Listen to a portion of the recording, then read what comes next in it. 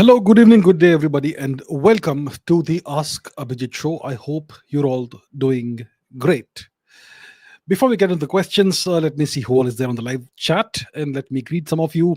Samit Statement, Himanshu Rajpurohit, Ritwij Majumdar, Shreyansh, Rishav Shekhar, Shravaniti, Chat DSP, Somi Jain, Tathagat Karan, Sneha, Slayer, Sakit Katari, Jagdish Rao, Meet Geopolitics, Jagdish Mali, Punjab Story, Dheeraj Kamath, Trupti Patil, Philosophic Mind, Shashank Mister, Pranay Paul from Kolkata, Mr. 88ers, Midnight Stalker, Ritvik Sagar Sardesai, Vineet Sangle, Akshit, Chetan K, Jade Warrior, Z6, Zubon Izang, Feminist Slayer, Geopolitical Dubey Bear, Dheeraj Singh, Dr. Atul, Ravindra Chaudhary, Utkarsh Zij, Anti-Broton, Proton, Rakshit Mishra, Fairy Tale, Prashant, A, Funsuk Wangdu, Varun Kumar, Damini Kumari, Ramesh Murugaya, Paparino Mansa, Pranav Soni, In Depth, Samat Acharya, Sagar Chandrakant, Krishna Govinda, Alfred Raghunat from the Surinamese Netherlands.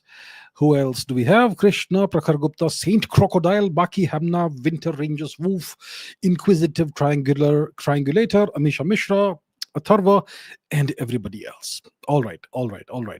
Great to have you all on this live stream. And with that said, let's get into the questions. Let's take a non-controversial question to start with, shall we? I assure you the controversy will be in question number 2. So let's start with a non-controversial question.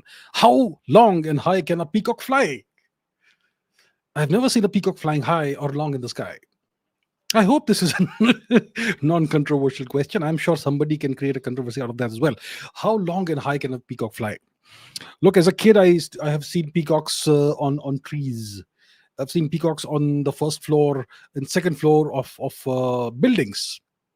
So from that, I can say that a peacock can probably fly about 100, probably up to 100 meters high, which is about 300 feet, most likely. I think that's the ceiling. That's a limit as to how high it can fly.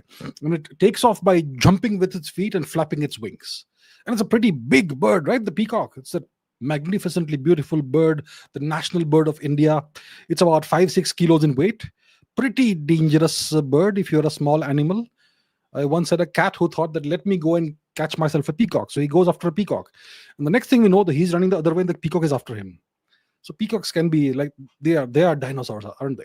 So a peacock can probably fly up to 100 meters high. How long can it fly? Maybe 200-300 meters. I don't think a peacock can fly a kilometer in distance, in length. So I think how high can it fly? It's about 100 meters. How long can it fly? Maybe about 300 meters. Or if it's really, really stressed out, maybe half a kilometer. But that's about it. It's not really a bird that's adapted to flying. So I hope that's a non-controversial question. Let's take the controversial one now. So yeah, everybody wants to know about the situation. Ranveer, what's your view about the Ranveer situation? Need to hear your take. What advice will you give? Does India really have freedom of speech? Aren't more people more focused on him rather than addressing the already present normalization of vulgarity and other immoral acts? What about the controversy? Can he come back? And so on. I mean, these are just a few representative questions. There have been a lot more. Obviously, everybody wants to know about what I feel about this. So, as you probably all know, many of you must have discovered me through the podcasts I did with Ranveer. I've done about roughly 30 podcasts, I believe. I'm the most frequent guest on the Ranveer show. And I have known Ranveer for several years. I've spent a lot of time with him. I know him quite well. And of all the people who have expressed their opinions as experts on this matter, I am probably the person who knows him the best. And the past week, I have been repeatedly requested to appear on national TV on those 8 p.m., 9 p.m. debates on the big channels. You know which ones, the ones that I usually appear on. And I have refused all these requests. I did not want to add more fuel on the fire. Okay. So I refused that multiple times. And I said, I told myself that I will speak about this after some time has passed, and I'll speak about it at length on this channel, on this show. in front of you all, not on something else, on some other platform. So what's happened? Let's rewind and just revisit what's happened. Last weekend, I think on Sunday, February 9 or something, this a clip started doing the rounds on social media. A clip from uh, a person called Samay Raina. Now, you may not believe it, but I had never heard of Samay Raina before. I had never heard of India's Got Latent before this thing happened. I am not into that sort of stuff. I don't watch these comedy shows and all that. I don't really find it funny. I don't find Indian comedy funny. That's my taste. Okay, that has nothing to do with whether you like it or not. But I had never heard of Samay Raina. So this clip comes out on Sunday.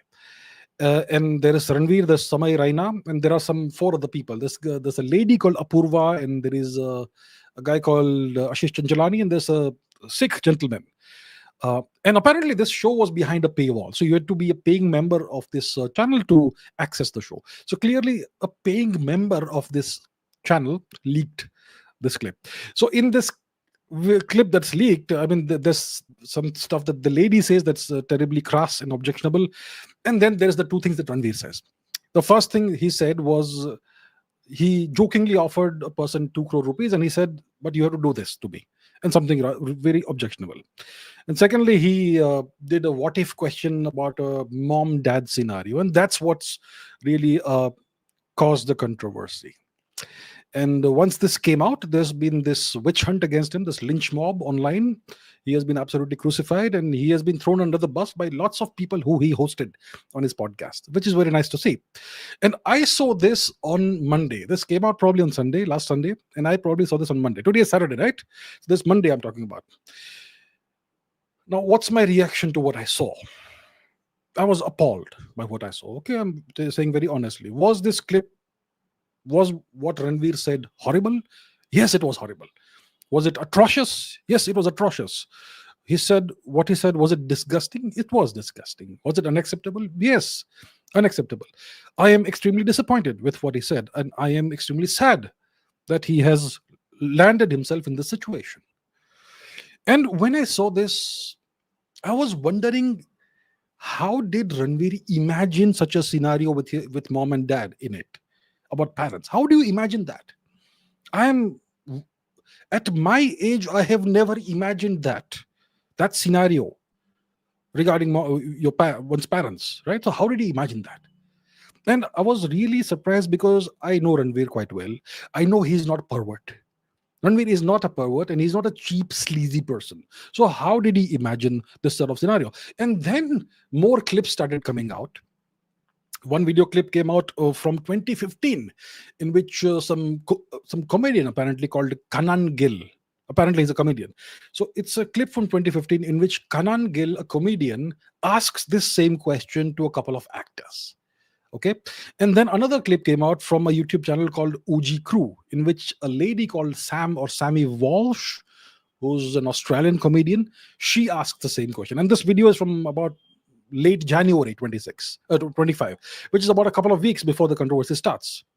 So it's clear that the question that Ranveer he asked those people, the statements he made, the question, the scenario, mom and dad thing, it was clearly copied, and that was incredibly stupid, right?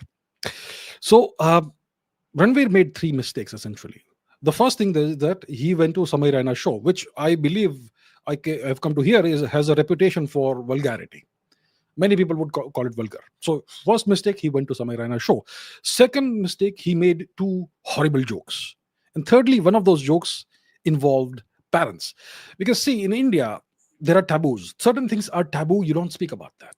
First thing, you don't talk about religion. You don't make jokes about religion. Second, you don't make jokes about caste. Third, you don't make jokes about politics. And fourth, you don't make jokes about parents in a way that is disrespectful. You don't do that. Parents are regarded as God in our culture, isn't it? So you don't do these things. These are taboos in India. And Ranveer clearly broke the last taboo. He kind of made a joke that involved parents, and that was disrespectful. And it's really sad that he did not think before saying what he said. Now, here's what I think could have happened. Okay, this is an educated guess. First, he probably was invited to appear on this show, Samay Raina's show. Okay.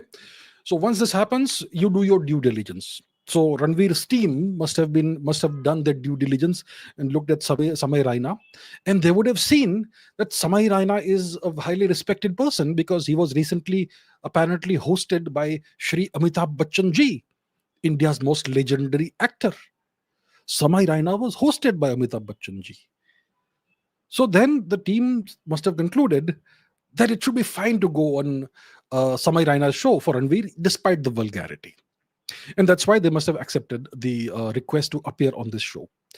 And then, obviously, when you decide that you're going on a show, you need to be prepared. You need to do some homework.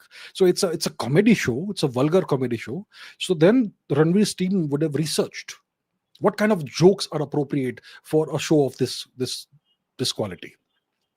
So they must have done some research, looked at other funny podcasts or vulgar podcasts or whatever, and they must have dug up these edgy or vulgar jokes, which are already online, like the thing that Kanan Gill and Sam Walsh said. And they must have said that, see, it's already online, it's there for a long time, and even an Indian comedian has made these jokes, so it should be fine. So that's why they must have decided that Ranveer will say these jokes. And they would have advised Ranveer to say these jokes, and probably Ranveer said, okay, green light. And that's why this whole thing happened. That's what I think happened. Okay, it's speculation, but it's an educated guess. Now I understand why everyone is angry, especially the ones who are considered to be on India's right wing. And I can assure you that the left wing is overjoyed with what's happening right now, the online lynching of Ranveer. See, I understand why this anger is there. Ranveer is seen as a role model for young men. Yeah. He's seen as big brother, Bade Bhaiya, right? That's what he's called. He's seen as a dharmic person. He does meditation, he does sadhana, all that. And I'm sure that Ranveer has consciously contributed to the creation of this perception. So he is seen as a dharmic person. He is seen as a role model, as a big brother. And then he goes and cracks these horrible jokes. So clearly there's going to be a sense of betrayal. There's going to be a sense of this person is a hypocrite, right? And the Indian audience hates hypocrisy. We are perfectly fine with evil, hateful, anti-national people who are well behaved. We will watch passively as people denigrate our culture and our religion and our gods and our temples on TV debates. We'll watch passively. We'll watch passively as people abuse our nation on TV, on TV debates in the name of free speech. We'll watch passively. We will watch passively as Rohingyas are given free education at our expense, taxpayer expense. And we are perfectly fine while with our world being slowly dismantled and destroyed, as long as it's done properly in a well-behaved, apparently civilized manner. But when a person says stupid things and makes these clearly disgusting jokes, we're gonna crucify him. No forgiveness possible, right? So Ranveer's mistake was that he thought he could compartmentalize different aspects of his life. He thought he could separate his brand image, which comes from his podcast and his vlogs, from his activities as a guest on other podcasts and other shows. And that's a big mistake because you cannot do that as a public figure. You can't. Now, let me reiterate. I dislike vulgarity. I dislike swearing, crass language. I don't think it's funny. I don't think it's comedy, this sort of stuff. Okay. And once again, let me reiterate that what Ranveer said was crass. It was horrible. It was atrocious, disgusting, unacceptable, and to me, extremely disappointing. So the question is, what should be done about Ranveer? Is he a disgusting creep who should be crucified? After all, he made this horrible joke about parents. So let me ask you something, my dear viewers. Have you seen Shri Virat Kohli score a century? Yes? Have you seen Shri Rohit Sharma score a century? So you hit the runs, you reach 100. Watch Mr. Kohli's first 20 centuries or so. What is the word or the words that he utters after reaching this great milestone? And what about Mr. Rohit Sharma? What are the words they like to utter in times of emotional turmoil and when you have achieved a milestone? There's two words. You know, there's two words. One is an abuse that involves sisters. The other is an abuse that involves mothers. And these two words that are so common on the cricket field among giants like Kohli and Rohit Sharma, these two words are not jokes. They are downright abuses.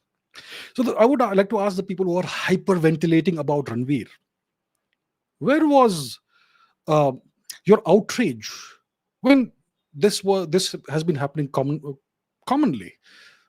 It's commonplace in the cricket field. What happened to your outrage? What happened to your family values? And how many of you, my viewers, use these words all the time? I'm pretty certain many of you do that. You don't even think about what it means. You just go ahead. This, that, right? So who's the hypocrite now? Yeah, sure, Ranveer is portrayed, or maybe he portrays himself as a dharmic person who does meditation and sadhana, and then he goes and cracks bad jokes, terrible, horrible jokes, sure. But aren't we, if we also use such language, aren't we also hypocritical? Hmm? And we have to understand the context in which all of this happens. There is a long standing tradition of this sort of thing, of vulgarity all across media. Let's talk about Bollywood, right?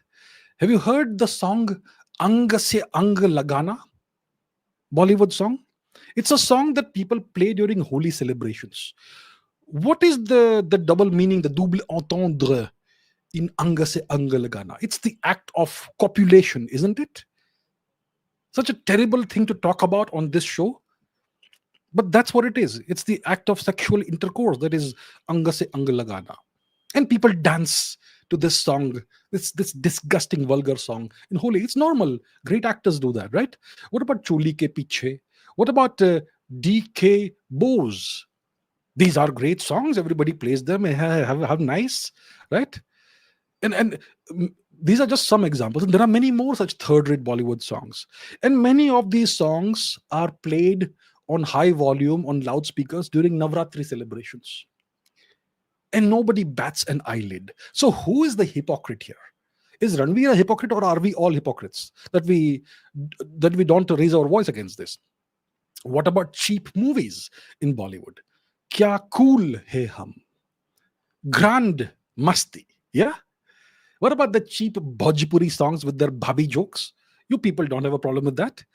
What happened to those disgusting, despicable orchestra shows in Bihar, which is the epitome of live vulgarity, right? And then if you have a problem with profanity and vulgarity, there is that online all over the place. The current 47th president of the United States, he has been known to use profanity. Some of the words that Virat Kohli would use, but translated into English. He's been known to use that. Elon Musk swears all the time. He does crass stuff all the time on X. One of the most beloved comedians in India, Russell Peters, he uses profanity all the time. Nobody bats an eyelid. Joe Rogan uses profanity all the time. And then there is pornography on Twitter. No issue. We don't have an issue with that, right? And there is actual soft pornography on Instagram done by Indians, done by actual mother-son duos. Yeah, it's there on Instagram, but we have no issue with that. And there is vulgarity and there's nudity on all our OTT platforms, crass stuff, but we don't have an issue with that. And we have an issue with Ranveer. Who's the hypocrites here? And do you think that vulgarity is something that's come in recently through because of Western intervention in India? Do you think the West has made India vulgar? Do you think that our ancestors who spoke Sanskrit 5,000 years ago, they had no profanity? Do you think so? There is a Russian word. It's called yebat. It's the Russian equivalent of the English F word. Yebat. It's also the same thing in Ukrainian, yebat. Do you know what is the root word of yabat? It is the Sanskrit verb yabhati. What does yabhati mean? I will leave that to you as an exercise, as homework. And let me show you this inscription. Okay, let's do this. Let me show you this inscription from 1314 AD. All right. Um, so I'll just leave it there briefly and remove it. You can pause the video later and watch it if you like. Hmm? That is a clear example of profanity 700 years ago, 700 plus years ago in Sanskrit. So we Indians, we hate hypocrisy, but oftentimes we ourselves are hypocrites. A majority of India's population swears, especially youngsters. Everybody routinely uses the words that Kohli and Rohit use that abuse mothers and sisters. We all know this, but we pretend like it doesn't exist, and we are all, we're all holy or something. And the fact is that vulgarity exists in every culture, in every society. A certain percentage of your population is perfectly comfortable with vulgarity. And because of this, there is a demand for vulgar content in entertainment. And where there is a demand, there's going to be people who will cater to that demand. They will serve that demand. And that's why we have vulgarity on OTT platforms. And that's why we have the Samay Raina show or India's Got Latent show. And that's why people like Ranveer stupidly make the mistake of going on the show and then behaving the way they've done. So Samay Raina and his show, which apparently is vulgar. I have not really seen it, but I'm told. So apparently, Samay Raina and his show are simply a symptom of the disease that is prevalent in Indian society, in all societies. And Ranveer's mistake, stupid mistake, is a symptom of this disease. It's not the disease, it's a symptom. Society, a certain section, certain portion of society is rotten. And how do you address this rot? How do we address this rot? This can be addressed only by reforming the education system. It's something I have been advocating forever, and your elected leaders don't care about this. We need an education system that instills the right values and behavioral traits. But we won't have it. The education system will teach none of that. It won't teach you culture, civilization. It'll just teach you nothing. It'll just waste your time. So Ranveer, I know him personally. He's one of the nicest guys. He's by no means a pervert. And if you look at it unemotionally, you will say that he has genuinely advanced the cause of the so-called right wing of India greatly. He has given his platform to many right-wing authors and personalities that nobody on the left would ever have given a platform to. Okay, maybe he did it for views, but so what? So what? And I can also assure that unlike, I never take names, do I? I can assure you that unlike the brown coolie or the German shepherd, Ranveer has never done anything to harm the national interest or to hurt the national image. He is not on any deep state payroll. He is not an aspiring Zelensky. He's not an anti-national. The work, whatever work he has done, has only enhanced the national image, mostly. So we in India have this what's called the frog in the well syndrome or the tall poppy syndrome. When somebody starts to do well and do really well for themselves, we want to pull them down. We want to cut them to size. So a lot of people right now are jealous. For a long time, they've been jealous of Ranveer. A lot of people envy him and they resent his success. And those people are right now gleefully celebrating his misfortune. And a lot of people, a lot of creators, a lot of influencers the past week have been milking this controversy for views and subscribers and whatnot. And especially the left-wingers are the happiest right now. So what should we do about Ranveer? Should we crucify Ranveer? Should we throw him under the bus? Well, I will not be throwing him under the bus. So let me once again reiterate, in case you have missed it. I do not find crassness funny. I do not enjoy vulgar comedy. And the words that he used on that show, they were horrible. They were crass. They were unacceptable. They're indefensible and extremely disappointing. He made a stupid mistake, a huge mistake, and he's paying for that mistake. But I don't think he deserves to be crucified. He deserves a second chance. Everybody deserves a second chance once in their life. So that's my views on this. Can Ranveer come back? Well, he will have to atone for his mistake. He will have to pay the price for his mistake. He's not a kid, he's grown up now. So when you make a big mistake today, as a grown up, you pay the price for it, unfortunately. And he's going to have to genuinely apologize again, ask for forgiveness, and then I think he can come back. He should come back. What advice do I have for Ranveer? Well, who am I to give advice? But if I were to give advice, first of all, take legal advice. Secondly, fire your advisory team, fire them all. Apologize once again, ask for forgiveness genuinely from your heart, and take some time off and reconnect with who you are. Where did you go wrong?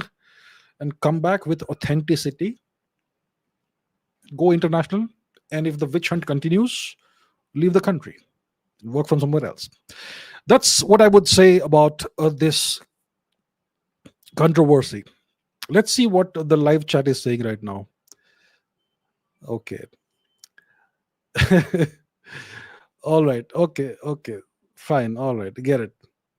So with that said, I think that's the one time I'm going to speak about this. Okay. Now let's get into some more questions. A couple of questions related to this matter. So let's do it. Saurabh, and it's me, Aki.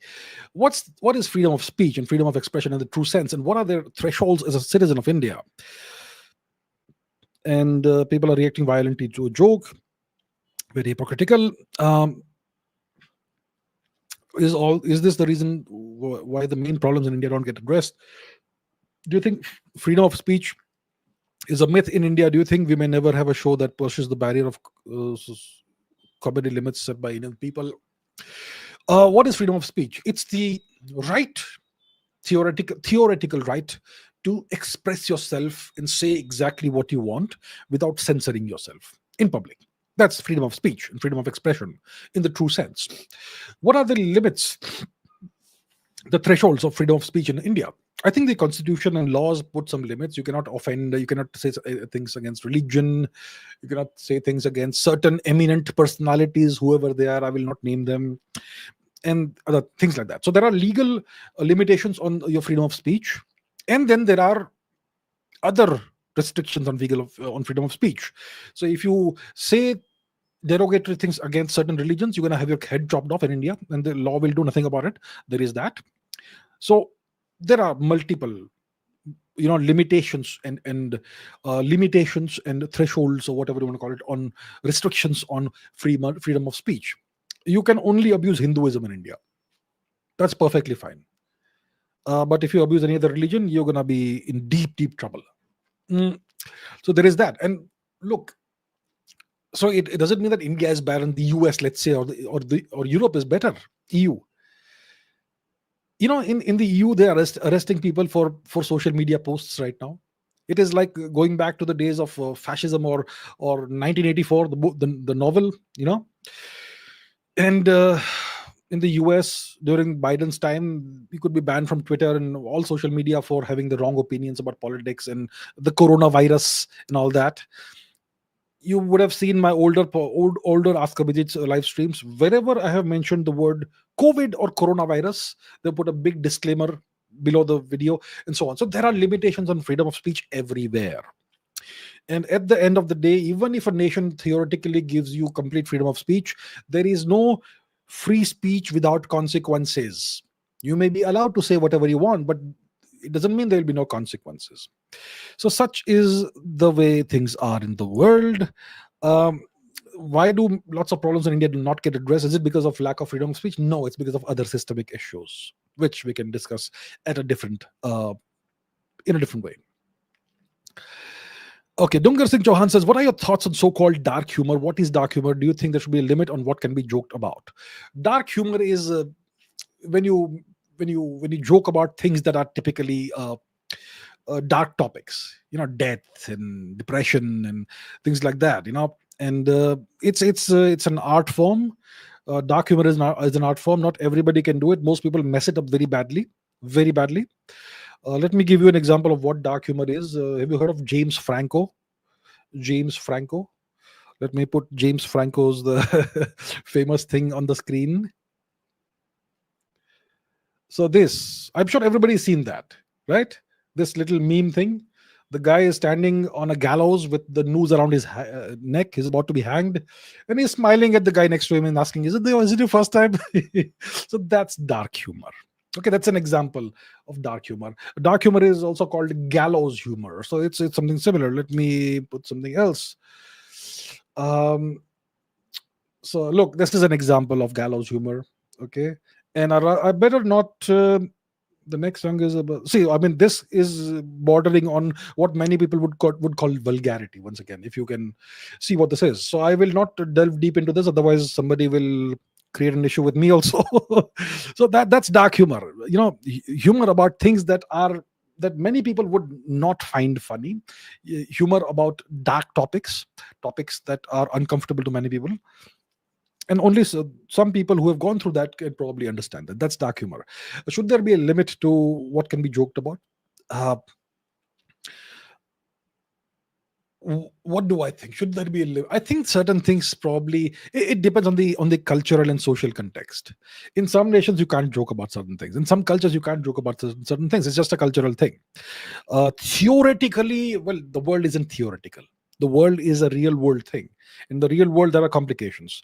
So I think there probably should be some limitations on humor, on freedom of expression, depending on the cultural context of where you are.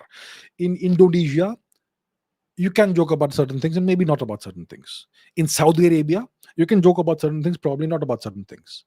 In China, you can joke about certain things, probably not about certain things. In Italy, you probably can joke about certain things, not about the certain things, not at all. Yes. In Germany, you cannot joke about certain things, and same for India. I think it's more complex than people make it seem. People make everything look like black and white. It's not black and white. The world isn't black and white.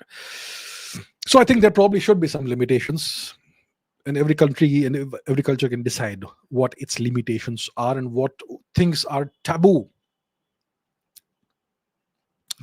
Okay, now that we've dealt with that, let's talk about what's happening in the world. It's big world out there. Lots of things are happening. Lots of things happening very fast. So, Pranay Paul has two questions. What do you make of Trump's remarks post Putin talks? And could India have a role to play in the emerging scenario? Trump's call with Putin, followed by JD Vance's meeting, raises big questions among certain European leaders and Ukraine citizens. Are we witnessing the end game for the Ukraine war, with negotiations seemingly bypassing Ukraine's leadership? Is Zelensky's political script over?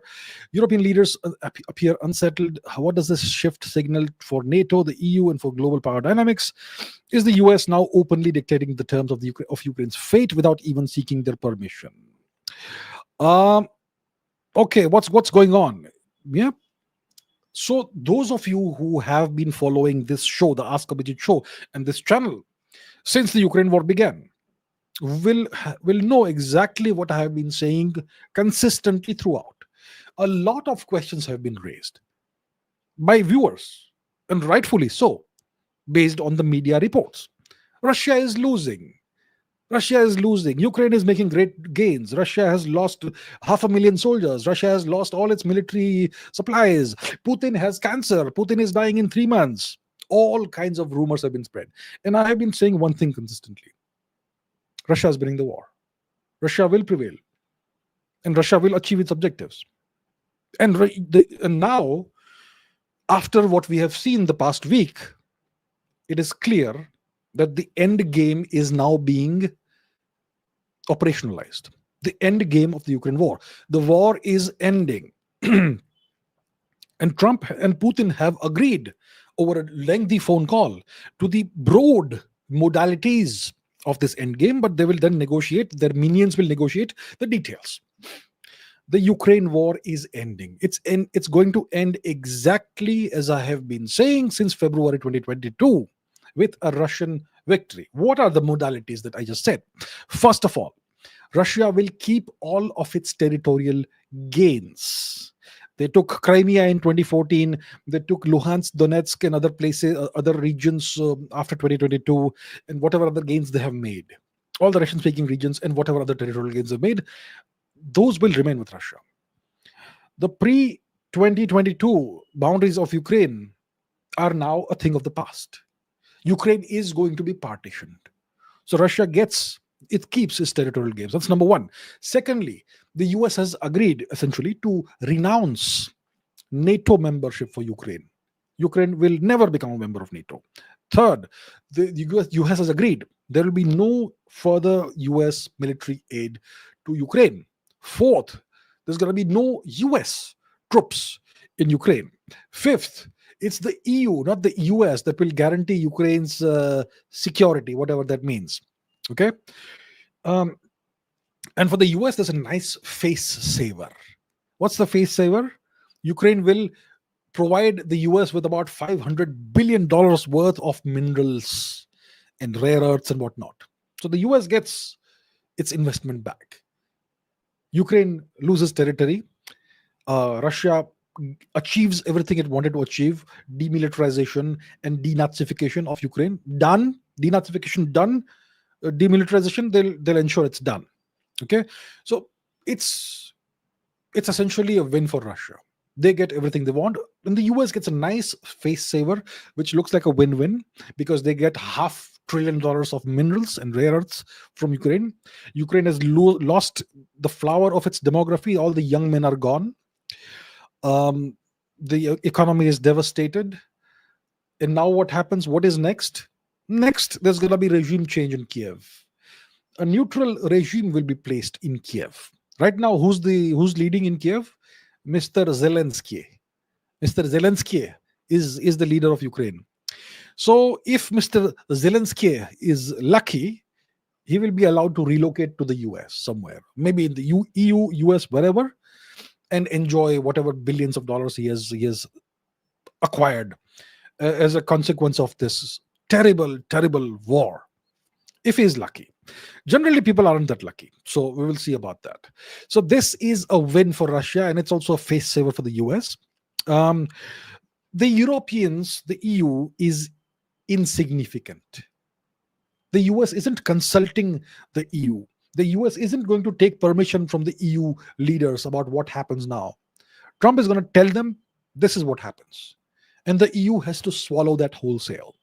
And there's no question of consulting with Zelensky or the Ukrainian leadership, who are nothing but puppets of the US. The US, like you say, Pranay, is clearly, openly dictating the terms of Ukraine's fate and also Europe's fate. There's no question of seeking permission. Why would your overlord seek your permission? Why would that happen? So it's the end game is being now. The end game phase is now starting. The negotiations will be tough. They'll try and bargain and get as much out of it, both sides, the Americans and Russia. Does India have a role to play? It depends. If Putin so wants, he may have India come in. India, obviously, as we know, is a nice nation, good boy. We are a good boy. We are friends with everybody. The West likes us. The Russians like us. The Russians trust us, and so on. So if required, they can bring India in, but most probably they will not need India. But if India is required, then we will obviously be happy to offer our services. So it is the end of the Ukraine war, the beginning of the end of the Ukraine war, exactly as I've been saying for the past 3 years. Everybody has been laughing and mocking, blah, blah, blah. Well, here we are today, exactly as I said. And it's I'm not trying to be gleeful and rejoice or anything. It is a humanitarian disaster. It was completely avoidable, a beautiful nation, and so many innocent people, and what's happened is a crime. And Zelensky will go down in history as a quisling, as a traitor, a man who betrayed his nation and his people, a man who colluded with a foreign power to destroy his nation. That's what he will be remembered in history for. I have nothing but contempt for someone like him. And I assure you, there are many aspiring Zelenskys in Bharat. Okay, I will not name anybody, but I'm sure you can think of a few yourselves. Vasu Singh says, this is the first time I'm posting a question. Well, you got lucky. Must have been a good question. Let's see what it is. The recent visit of PM Modi to the US did not feel very energetic. Okay, it was rather lame. All right, that's quite a word. The chemistry between Mr. Modi and Trump, which is overhyped in the media, didn't look the way it used to look in the past. Something has changed. This is a very different Trump we're dealing with. I think he's going to be very tough on India this time, more than last time, to say the least. He might persuade us, which is a nice word, to buy F-35s to make him happy. What do you think about it? Well, you're right. This is not the same Trump. Trump 45, during his first term as president, was an isolated man. He had no backers. He had no friends. His own party was conspiring against him. The Democrats hated him. The media hated him. The world leaders hated him. He had no friends. Nobody liked him. Mr. Modi was good to him. Mr. Modi treated him with warmth and friendship, and Mr. Trump really appreciated that. And he was grateful to Mr. Modi for being nice to him. Okay, despite in India not being an equal of the US in any way whatsoever, Mr. Trump was very grateful, and the two men clearly forged some sort of bond, a bond of friendship, right? So that's why during their dealings and interactions during Mr. Trump's previous tenure as president, the 45th president, the relationship and the body language was very different at the time. Mr. Trump was grateful to Mr. Modi. He was grateful for Mr. Modi's friendship and for the warm hospitality and welcome that he got, and so on. Very few world leaders gave that to him. Very few of his own political allies in the US did that to him. His own party people were hostile against him. So there was a very different Mr. Trump that time. And he had the entire might of the deep state arrayed against him. That's Trump 45. Today we are talking about Trump 47. This is a different beast altogether. He has the entire might of the deep state behind him, not against him. And this time he is on a mission. This time everything is with him. The entire might of the American political system is on his side. The entire technological might of the US, AI might, space might, everything is on his side. This is a man unleashed.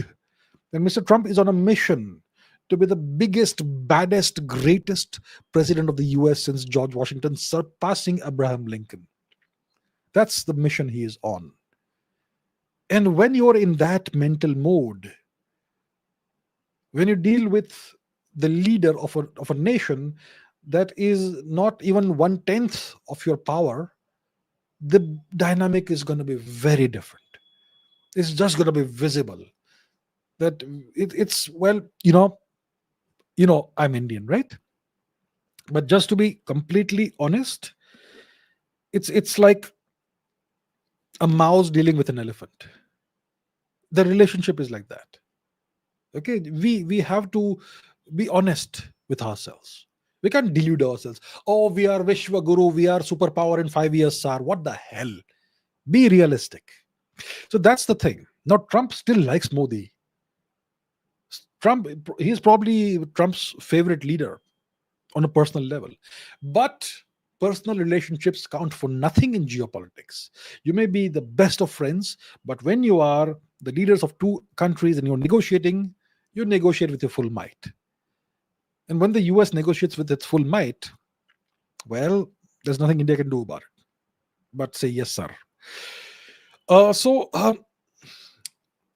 I don't think that the recent visit was lame. There were many positives and all. Of course, Mr. Trump decided certain things apparently on our behalf that, yeah, India is buying F-35s. Are you sure, Mr. Trump? That sort of thing. But it's a different Trump we're dealing with. He is an absolute beast this time. He is going to be tough on India for sure. He's going to get India to do everything he wants India to do. But I don't think he is going to be unnecessarily unfair on India. Because of his relationship with Mr. Modi, he may actually be a little bit lenient towards India. So yeah, that's how I see it. It isn't all bad. Okay, dark LW something says, so finally reciprocal tariffs are imposed by Donald Trump. How is this decision beneficial for the US? It can cause trade wars. And is there any solution our prime minister has to tackle this? Is India going to suffer because of this tariff game? See, tariffs are trade barriers. You have, let's say, nation X exporting a product Y to the US. X nation is exporting product Y. Let's say it's a mouse. Okay? And let's say the mouse costs, for the sake of argument, $100. Now, when the US exports things to this nation, let's say this nation imposes 30% tariffs. So if something costs $100, they're gonna sell for $130 in that nation, right? So what the US will do is it's gonna look at every nation, scan whatever the practices are, and the US is now gonna impose reciprocal tariffs on every nation. Maybe the tariffs will be equal to what these nations impose on the US, or maybe they'll be double, or maybe whatever they want. And when the US imposes tariffs, it makes other nations crumble, because then where do you export to? The US is the biggest market, and the US can choke your economy and so on. So that's why it's a great tool of leverage against nations. Okay, let's say France is exporting champagne and red wine to the US. And let's say one bottle of champagne costs $100. And let's say Trump is displeased with Monsieur Emmanuel Macron. So he says, I impose 100% tariff on you, sir. So now that bottle of red wine, which was costing $100, will now cost $200 in the US. So who will buy it? Nobody will buy it. And then the French will have no place to sell this red wine too, because the biggest market is the US. Now, what do they do with the surplus red wine? Do they let it stagnate? What do they do? It's a big problem, right? So that's called leverage. That's how you get somebody on the negotiating table and get them to do whatever you want. It's a form of arm twisting. Do you see that? Now, obviously, Trump has imposed these reciprocal tariffs on everybody, all nations, not just us. Okay, so it's not something against us. Now, when it comes to us, India, we have some tariffs on American products, but for about 75% of the stuff that we import from the US, we impose 5% or less tariff. So that's essentially a non-issue. It's just some things that can be negotiated about. So I don't think it's going to be a big problem for India. And I don't think that Mr. Modi is going to do anything that displeases Mr. Trump. We're going to talk. We're going to have our officials sit with their officials. We're going to have discussions. We're going to look at things one by one, case by case, product by product, industry by industry, sector by sector. And we're going to come at whatever the best kind of arrangement or agreement is. I don't think it's going to be a bone of contention between India and the US. I think we're going to negotiate and resolve this very amicably. It's not going to be a problem. India is not going to suffer. I assure you of that. Okay, next question is by three people: Saksham Narwar, anonymous scientist, and Prakhar Gupta. What is India getting out of this recent Trump-Modi talks? It all looks like one-sided bullying. Okay, you're talking about the trade tariffs, right? What are your views on the recently concluded Modi-Trump and Modi-Musk meeting? What conclusions can we make from this meeting? What are your views and key takeaways of Mr. Modi's meeting with Mr. Macron, US ministers like Vance, Gabbard, Tulsi Gabbard, Elon Musk, and eventually Mr. Trump? Okay, so listen, I don't think it's all one-sided bullying. Of course, it's interesting that Mr. Trump announced those reciprocal tariffs against the whole world just before his meeting with Mr. Modi. So it was a classic Trump move. The Art of the Deal. Where's the book? Somewhere around here. The Art of the Deal. Good book. So yeah, that makes it sound like one-sided bullying, but it's a great negotiating tactic. Okay.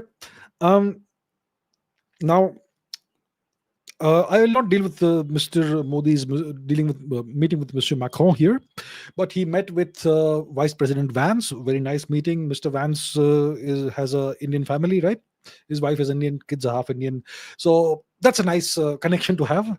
And Mr. Modi gave some gifts to Mr. Vance's kids. Mr. Modi met again with Miss Tulsi Gabbard. They know each other for more than a decade. Miss Gabbard, the first time she came to India, or for the first time Mr. Modi went there, I think Tulsi Gabbard presented Mr. Modi with her personal copy of the Bhagavad Gita. She's a Hindu, Vaishnav. So they have a long-standing friendship with each other, let's say, and very warm relationship. So they met again, and Miss Tulsi Gabbard is now the director of the National Intelligence Agency. So she is the boss of all the intelligence agencies in the US. She's been confirmed. Very powerful position. So it was nice to meet her, I'm sure, for Mr. Modi. He met with Mr. Elon Musk, who came with his kids, which is kind of a power move to bring your kids to a big meeting, that sort of thing. And I'm not sure what transpired in that. I'm sure Elon Musk wants India to allow Starlink to beam into every home. I'm not sure what the situation is there on that. And I'm sure Mr. Modi must have urged Elon Musk to, launch Tesla in India and those gigafactories and all that. I'm not sure what transpired, but it was a reasonably friendly and warm meeting. And Elon Musk is obviously a very powerful man today. And then Mr. Modi met with Mr. Trump. Now, this was a good bilateral meeting. Many positives came out of it, no real negatives. Right. So, what are the things that were discussed? So, first of all, the good thing for a change is that there was absolutely no talk of human rights and minority rights and all that nonsense. The Biden administration used to do that every time. I remember the first time Mr. Modi went to the US after the Biden administration came in, and he had this press conference or some press meet with Kamala Harris, and Miss Harris lectured Mr. Modi about human rights and all that in front of the press. Yeah. So this time there was no talk of human rights and minority rights, no lecturing. Right. The two nations have agreed to double bilateral trade, more than double bilateral trade. Right now, bilateral trade is about $130 billion a year. So by 2030, both nations have resolved that we will expand our bilateral trade, augment it to about $500 billion, $500 billion.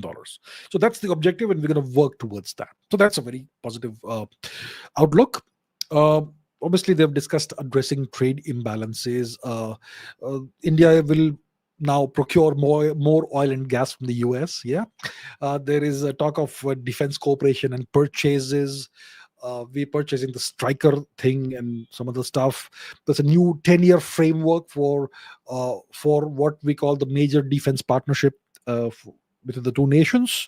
We're going to deepen our security cooperation in the Indo-Pacific region, which is a veiled reference to China. And India has assured the US will take back whatever illegal immigrants are there. We will take them back. No issues. We will not cause any problems. And Mr. Trump has claimed that India will be purchasing the F-35. Well, that remains to be seen. That remains to be seen.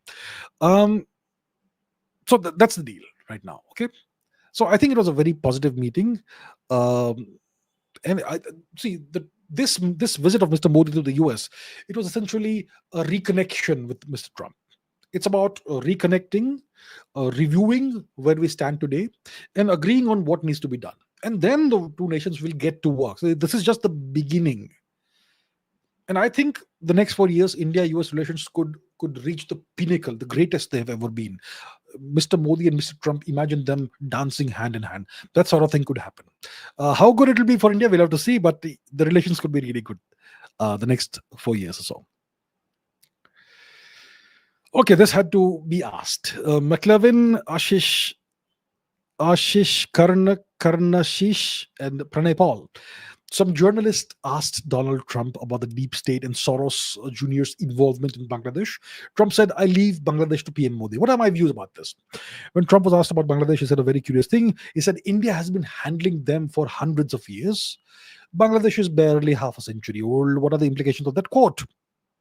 And Pranay says, when asked about US deep state involvement in Bangladesh's regime change efforts, Trump deflected, saying, I will leave Bangladesh to Mr. Modi. Is this just diplomatic rhetoric, or does it signal a potential shift in US strategy? Will the US truly step back, or is this a deeper geopolitical ploy? What should India's next steps be in navigating this situation? So yesterday I was on the 9 p.m. debate on Republic TV with Arnab Goswami, and Arnab is of the opinion that Trump has left Bangladesh to India. That's it. I'm handing it over to you. You do what you want. That's what his understanding was, and I completely disagree with that. This was when Trump was asked this question about Bangladesh. We all know that this was a US regime change operation. The ouster of Sheikh Hasina and the bringing in of this puppet Mohammed Yunus. That's a US deep state operation. And it's an operation I predicted 9 months before it happened. It's clear it's a deep state regime change operation done by the US. And when Trump was asked about this and about Soros's involvement and all that, Trump deflected the question. He did not want to answer it. That's why he made the cryptic remark, "I leave Bangladesh to PM Modi." It doesn't mean that he is handing over Bangladesh to India and you can get rid of Mohammed Yunus and bring back Sheikh Hasina. Absolutely not. He simply did not want to answer the question. So he made this remark that can be interpreted in 500 different ways, that I leave Bangladesh to Mr. Modi. He essentially was saying that Mr. Modi can take this question, I will not take it. Okay.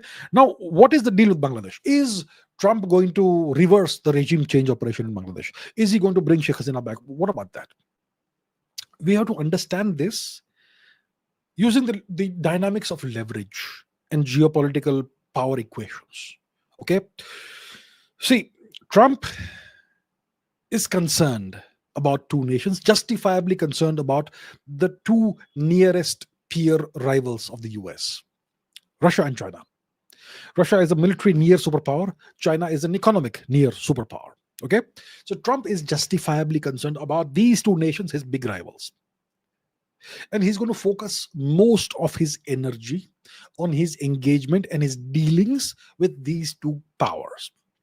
Now, what gives him leverage over Russia and what gives him leverage over China?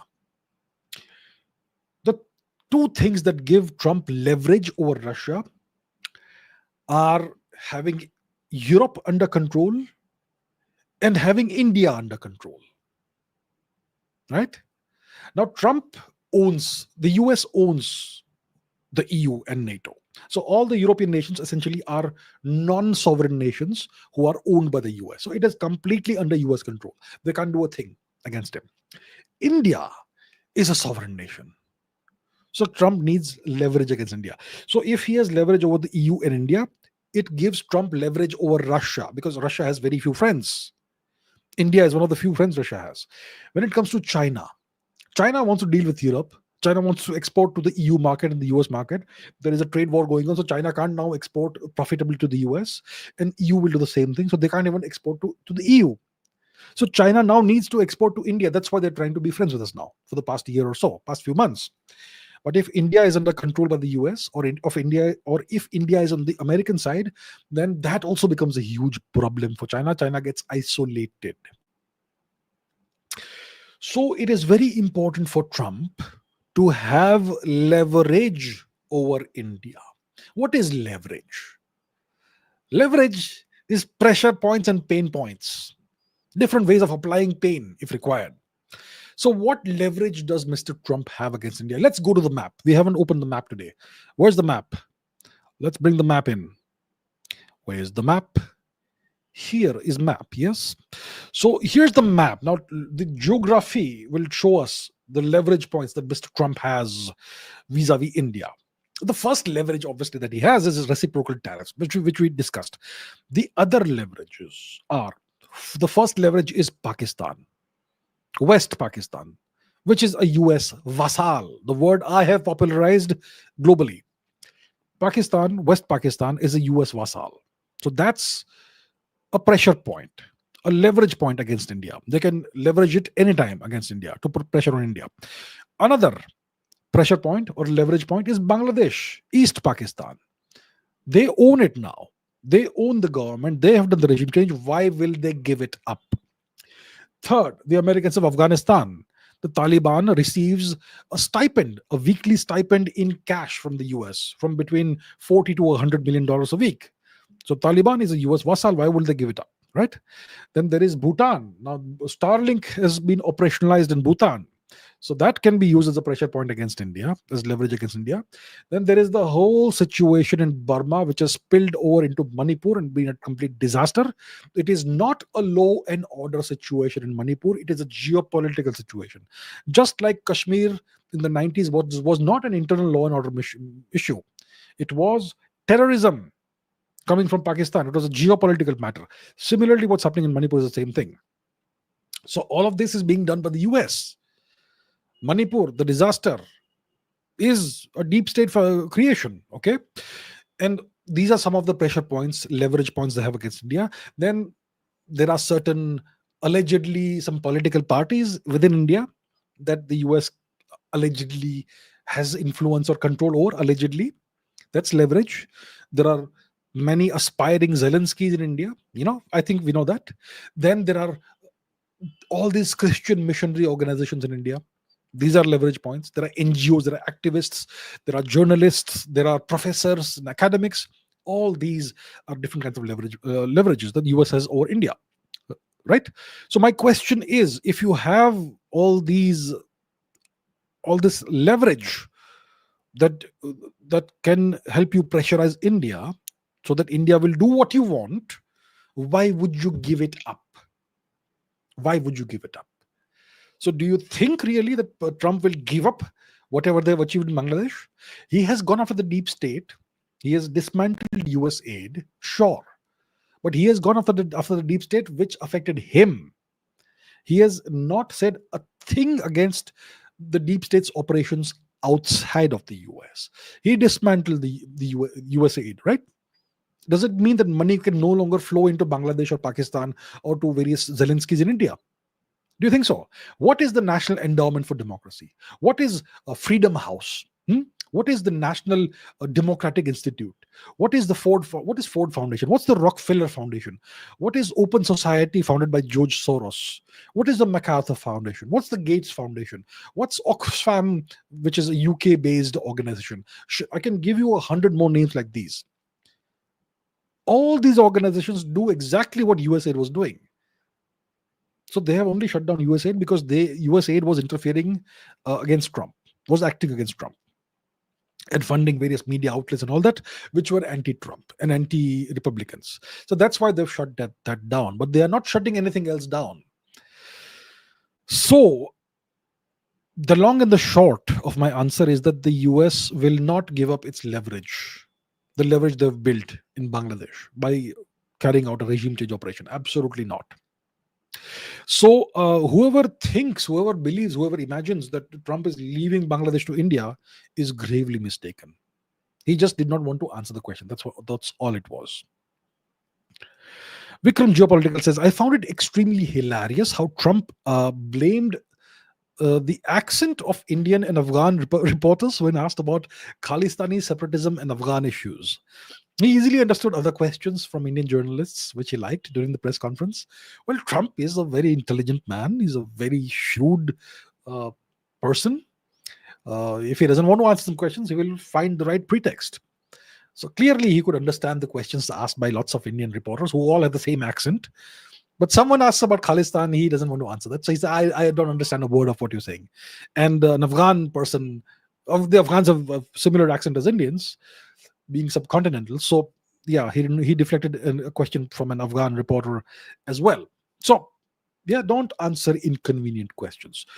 One thing you will understand if you deal with powerful people, politicians, etc., and public figures, is if you want them to answer your question, don't ask very tough questions. They are under no obligation to answer your question. They'll find an excuse not to answer it. So look, what does it mean for us? The Khalistan issue, right? We know the Americans have been harboring Khalistani terrorists and separatists on their soil. And they have been supporting the similar harboring of Khalistani terrorists and separatists on Canadian soil, on UK soil, in Australian soil, New Zealand, Five Eyes nations. All these nations do what the Americans tell them to do because the Americans are the boss. And look, Trump, once again, it's leverage they have against India. They will not want to dismantle that leverage they have over India. So it's inconvenient. It's not nice to do that, but you need that. So you don't answer the question, you deflect it, you sidestep it, and you brush it under the carpet. And that's what Mr. Trump did. Right. Is good question, this one. Importance. So, Aryan on the bomb, Shravan 97, and Nanda Kizor 1233. What do you make of the PM's Prime Minister Modi's US visit? We already covered that. F35s were offered to India. Should we take it? They seem to be better than Su-57, Sukhoi 57s. What's better, Sukhoi 57 or F35? and what's better for India. I heard that if we go for the F-35, US doesn't want to share the source code, so we will have trouble in mounting the BrahMos and other Indian missiles to it, because we have a lot of missiles of our own. Obviously, we don't want something like that. Like our IAF officers will sit in the F-35, and the F-35 will be like, kindly provide OTP from US to start the engine. Get an OTP from the US, and then we will start the engine. That's quite a way of putting it across. And Trump is putting pressure on India to buy the F-35. The Russians 2 days back gave a deal we cannot refuse. Yes, full technology transfer, manufacturing in India, where the Sukhoi 30 was manufactured. No extra cost of setting up plants. Indianized MKI version of the Sukhoi 57, hypersonic missile of Sukhoi 57, with full tech transfer and manufacturing in India. It could be a big blunder if we let this offer slip away. What's your thoughts? Can we consider ourselves a vassal if we buy the F-35, rejecting this great deal? Good questions, excellent questions, good points. How good is the F-35? It's not a very fast plane. It's a stealthy plane for sure. Okay, it can be detected through certain radars, but you can't really pinpoint where it is, and the radars that can pinpoint locations can't find it. So it's a good stealthy aircraft. It's not particularly fast. It's hardly supersonic. And when you mount missiles on it, its stealth disappears, because those missiles don't have stealth features. So if you put the BrahMos on the Sukhoi 50, on the F-35, by stealth. If you put other Astra or whatever the hell else, stealth gone. That's a problem. Now the same obviously applies to the Sukhoi 57 as well, right? So that's a draw, 1-1, right over there. The thing with the F-35 is that, first of all, it comes with a kill switch. A kill switch. Let me tell the story again. In the 1980s, the Australians bought F-15s from the Americans. I think it was the F-15 the Australians bought from the Americans. And when the Australians then took the plane for a ride, for a fly, for a spin, and they tried to test out the various weapon systems, they found, the Australians, that the planes the Americans had sold them would not lock onto targets the Australians wanted to lock onto. It refused. So the plane's targeting system would only lock on to targets that were pre-approved by the Americans. That was a big issue. And then there was software that the Americans would not allow the Australians to maintain. So it was a huge issue. The Australians were finally able to crack this only in the 2000s or 2010s.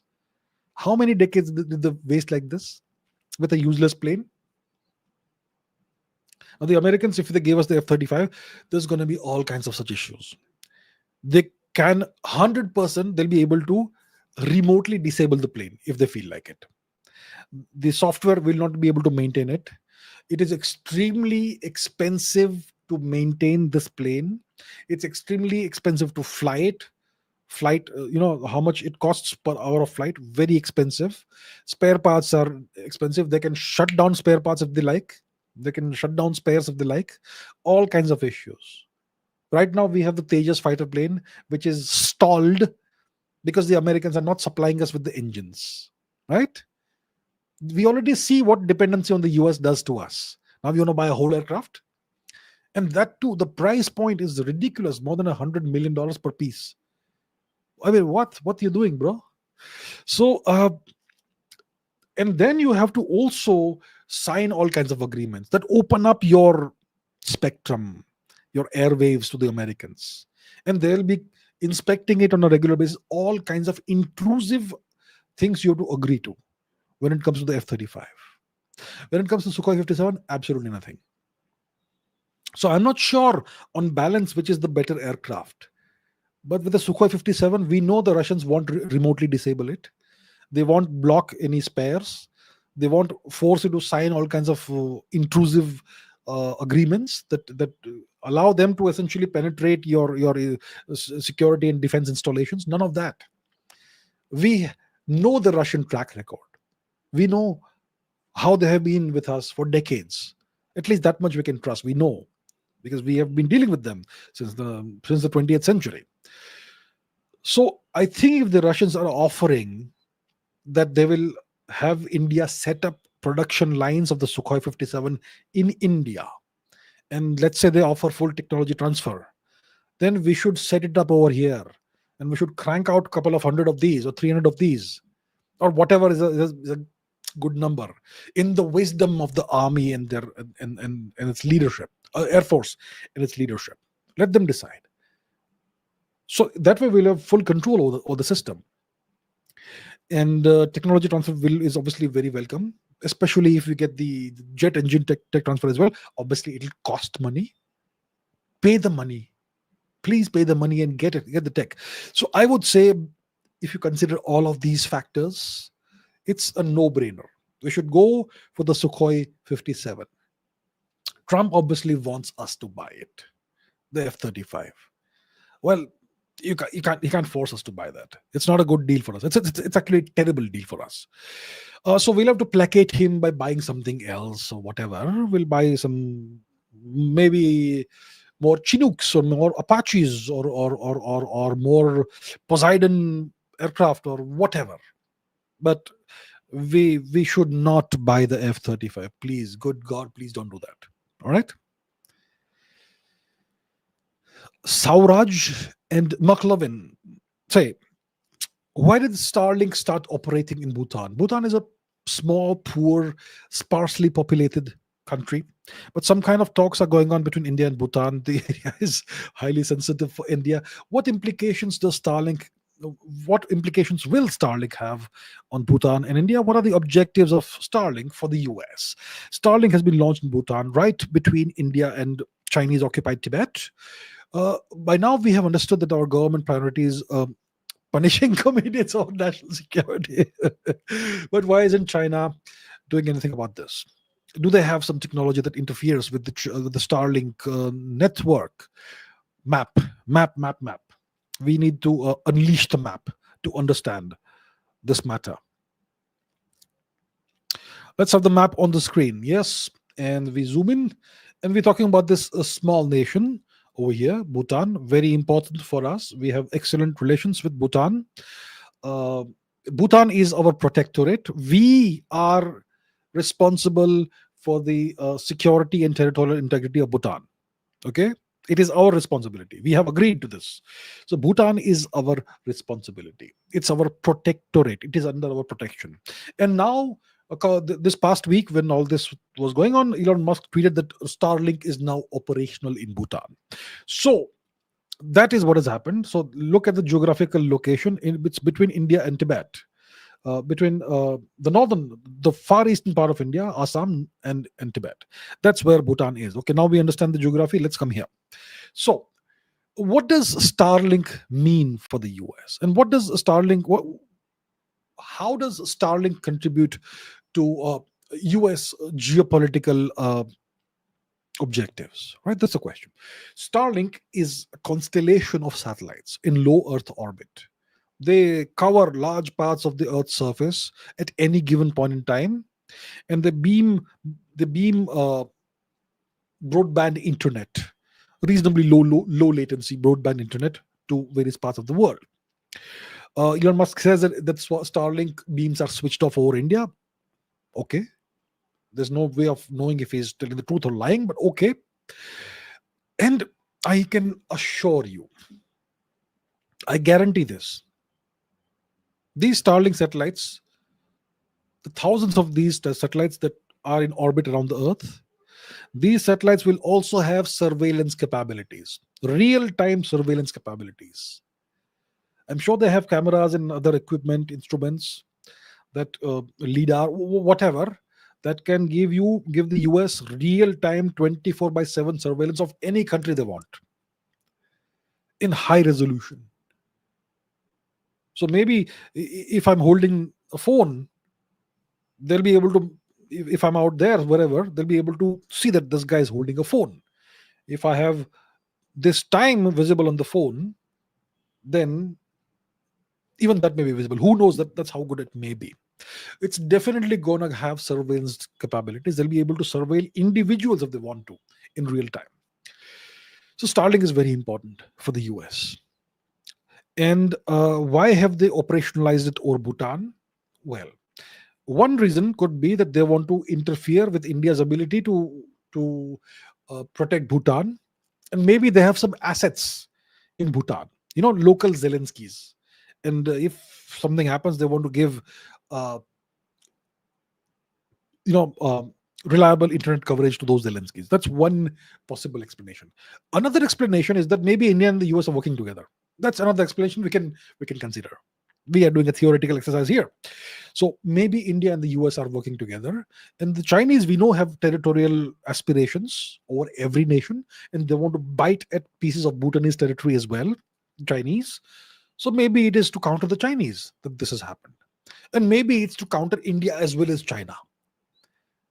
So there are various possibilities at play over here. One of the possibilities definitely is that they want to have Starlink operational in India's periphery, in India's areas of interest. We know Starlink is probably operational or Burma, Myanmar. Maybe they claim it's not, but I'm sure it is, and so on. Um, so yeah, Starlink is an issue for us. Starlink is definitely a threat to any nation's sovereignty. And just because the man claims that Starlink is not being beamed into India, well, I'm sure the government of India has the means of verifying this, that whether he is telling the truth or not, but we have to be really careful about this. And why isn't China doing anything about this? Well, what can the Chinese do about it? Right? What can they do? Will they start shooting down satellites? That's an act of war, and that's going to cause space debris all over the place, which will be disastrous even for the Chinese and their satellites.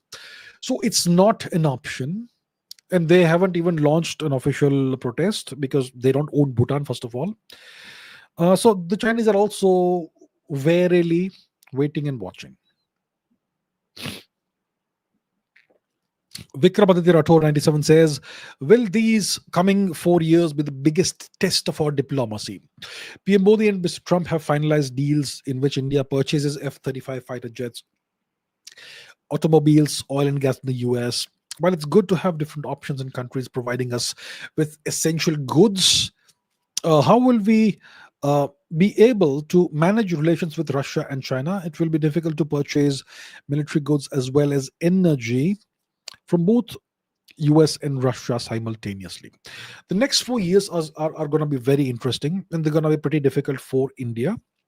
It is not true that we have finalized a deal for purchasing F-35 fighter jets. Our foreign ministry has put out a categorical statement that this is just a suggestion that Mr. Trump has made. We have not agreed to any such thing, and we will discuss this possibly in the future. Automobiles, we may be buying from them. Sure, oil and gas, we're definitely going to be buying from them just to make them happy and not make them angry is actually and so on. So it's good to have options, yes. It's going to be the cliche is the tightrope walking act, right? That we're going to try and balance out the relations. We don't want to make the Americans unhappy. We don't want to make them angry, but we also want to safeguard our excellent relations with Russia. And the upcoming Ukraine war end game is going to give us a good opportunity to it's going to be good in the sense that the US and Russia, once this happens, won't really be adversaries or enemy nations. There will definitely be adversaries, geopolitical adversaries, but they won't be enemies fighting a war, either directly or by proxy. So once the Ukraine war ends on whatever terms the two nations negotiate, then then Mr. Trump and Mr. Putin probably will regard each other not as enemies anymore, kind of friends. So they have decided that they will visit each other's nations. So once that happens, tensions calm down. And once that happens for us, it's good. So we can now say, look, we are dealing with Russia, but Russia is not your enemy. You're on good terms with Russia. So, it should not be a problem for you. So it's going to give us more breathing space. What about China? I think with China, it's going to be difficult. The Chinese have made overtures to us the past few months. They, you know, the troops which were in advanced positions across the undemarcated LAC have been withdrawn. The state of high alert has gone down, and whatever territorial gains the Chinese may have done have been rolled back, and both sides have gone back to the previous pre 2020 or whatever patrolling routes and all that. So there have been efforts to diffuse the situation, and the efforts have worked. Mr. Modi and Mr. Xi Jinping also met in one of the recent events a few months ago. So there are efforts ongoing to normalize relations to whatever extent is possible between India and China. Now the Chinese are not doing this because they've changed, they've had a change of heart and they suddenly love us. They're doing it because they're pragmatic, they're practical. The US market is now going to be very soon off limits to them because of trades and tariffs. Trump will make sure of that. The EU will do whatever Trump says. So, which other big market does he have left? Africa is not a market. Russia is not that big of an economy or a market. The only big, giant market left is India. So, China will need to normalize relations with us to be able to export their stuff to our market. That's what they want. Otherwise, they have nowhere to export to. That's the problem. Now, the Americans, now Trump, definitely wants to put a lid and curbs on China. China is the big adversary. He is the guy, after decades of pro China policies, to start the trade war against China. He is the first president since the 1960s to reverse US policy on China and go all out in a trade war against China. And now he's back. So his objective will be to contain China. And India is the linchpin in this. He can't tell Russia to stop dealing with China, but he can certainly tell us. We are a much smaller nation. Our hard power is 1/20th of the 1/25th of the US almost. 1/20th of the US. So they can definitely arm twist us. And there's nothing we can do about it. So it'll be dicey between us and China. Uh, it depends on various factors. It depends on how well Mr. Modi negotiates. He's definitely a great negotiator, Mr. Modi, a tough negotiator. And if he's able to negotiate it right, then we may even be able to have a good relationship relatively with the Chinese. So the next 4 years are going to be very interesting. A lot of unknown parameters exist right now. Not really unknown, but hidden parameters. It's like things being in a quantum superposition. Even this is possible, even that is possible. Multiple things are possible at the same time. It all depends on which way the box is opened and whether the cat is dead or alive, that sort of thing. So, yeah, the next 4 years are going to be difficult. They're going to be very interesting. But I think Mr. Modi is a great negotiator and he has a great equation and relationship with Mr. Trump. So, I'm sure we'll work things out in a way that's beneficial for us and our relationships with various nations. Okay, multiple questions about Manipur. Chavda supremacy. Anamika Verma. Dhyanath. Okay. Dhyana. And Grimsobad. Manipur CM Mr. Biren Singh resigned. What will happen now? Tell us about Manipur. First, the CM resigned, and then after meeting with the Home Minister, and now after 4 days, President's rule has been imposed, and the PM is in the US. And is there any understanding between India and the US CIA? Just before Modi meeting Trump, the President's rules imposed in Manipur. Do you think some sort of deal has been struck with Trump since Modi ji is in the US, so this problem can finally be tackled, and the US won't interfere and stop arming the cookies? Finally, SAR. After 2 years, presidential rule has been finally imposed in Manipur. Everything seems to be well planned, from the resignation of the chief minister, no elections for the next 8 months, US aid gone for a toss, appointing Mr. Ajay Kumar Bisht as the new governor, all the way to Trump-Modi visit. It seems a lot of planning has gone into it. How do you see the rapid development, and where do you see this going? I think the dismantling of US aid is a positive step, for sure. It's clear to me that there must have been some behind the scenes discussions, dealings, negotiations, etc., maybe agreements between India and the Trump administration after Mr. Trump took oath of office. And this must have definitely involved the discussion of Manipur. I'm pretty certain of that. Obviously, none of this has been made public, if it has happened. I'm speculating, but this is called an educated guess because of the way things happen. So Trump is in power. Trump has taken office just like 2-3 weeks ago. less than a month ago, right? Less than a month ago. And lots has already happened. So Mr. Biren Singh is asked to resign. Look, Mr. Biren Singh, despite him being the chief minister the past 2 years, it was de facto presidential rule anyway. So he has resigned now, and the assembly hasn't been dissolved, it has been suspended. So all the MLAs are, they remain in place, but they don't really have any executive powers right now. um, so this president's rule, Mr. Biren Singh is now tweeting and revealing certain things on Twitter, which on X, which are very interesting. uh, Now, why do we talk about Manipur with the Americans? Because the whole problem was created by the Americans. Just like Bangladesh, the regime change was a deep state orchestrated coup. What is happening in Manipur is not some local law and order situation, it is a geopolitical matter. And look, I have discussed this in great detail. The issue, the core issue in Manipur is the presence of hundreds of thousands of foreigners on Indian territory. They are squatting on more than half of Manipur's territory. Foreigners who have crossed the open border from Burma. And there's a civil war going on in Burma right now. Lots of various ethnic groups fighting the government and fighting each other. Some of them are together. Some of them are together because they're held together by the church. And when the church is there, you have deep state. And the church is one of the most powerful organizations in the far east of India, the so-called northeast of India. And the cookies are these days Christians. Some of them are also Jews, despite being fond of pork. So the real problem, the core issue in Manipur is the illegal infiltration of lakhs of cookies into India from Burma, them setting up villages on Manipuri territory, and now apparently, and they have Aadhaar cards and various documentation, and they are now claiming to be Indians and indigenous. And the true indigenous people of Manipur are the Nagas and the Meiteis. And the Meiteis are confined to like 5%, 6% of the historical territory of Manipur. They're confined there by law. And the cookies can go wherever they want. And they're unleashing mayhem. Mayhem. Manipur. That's the issue.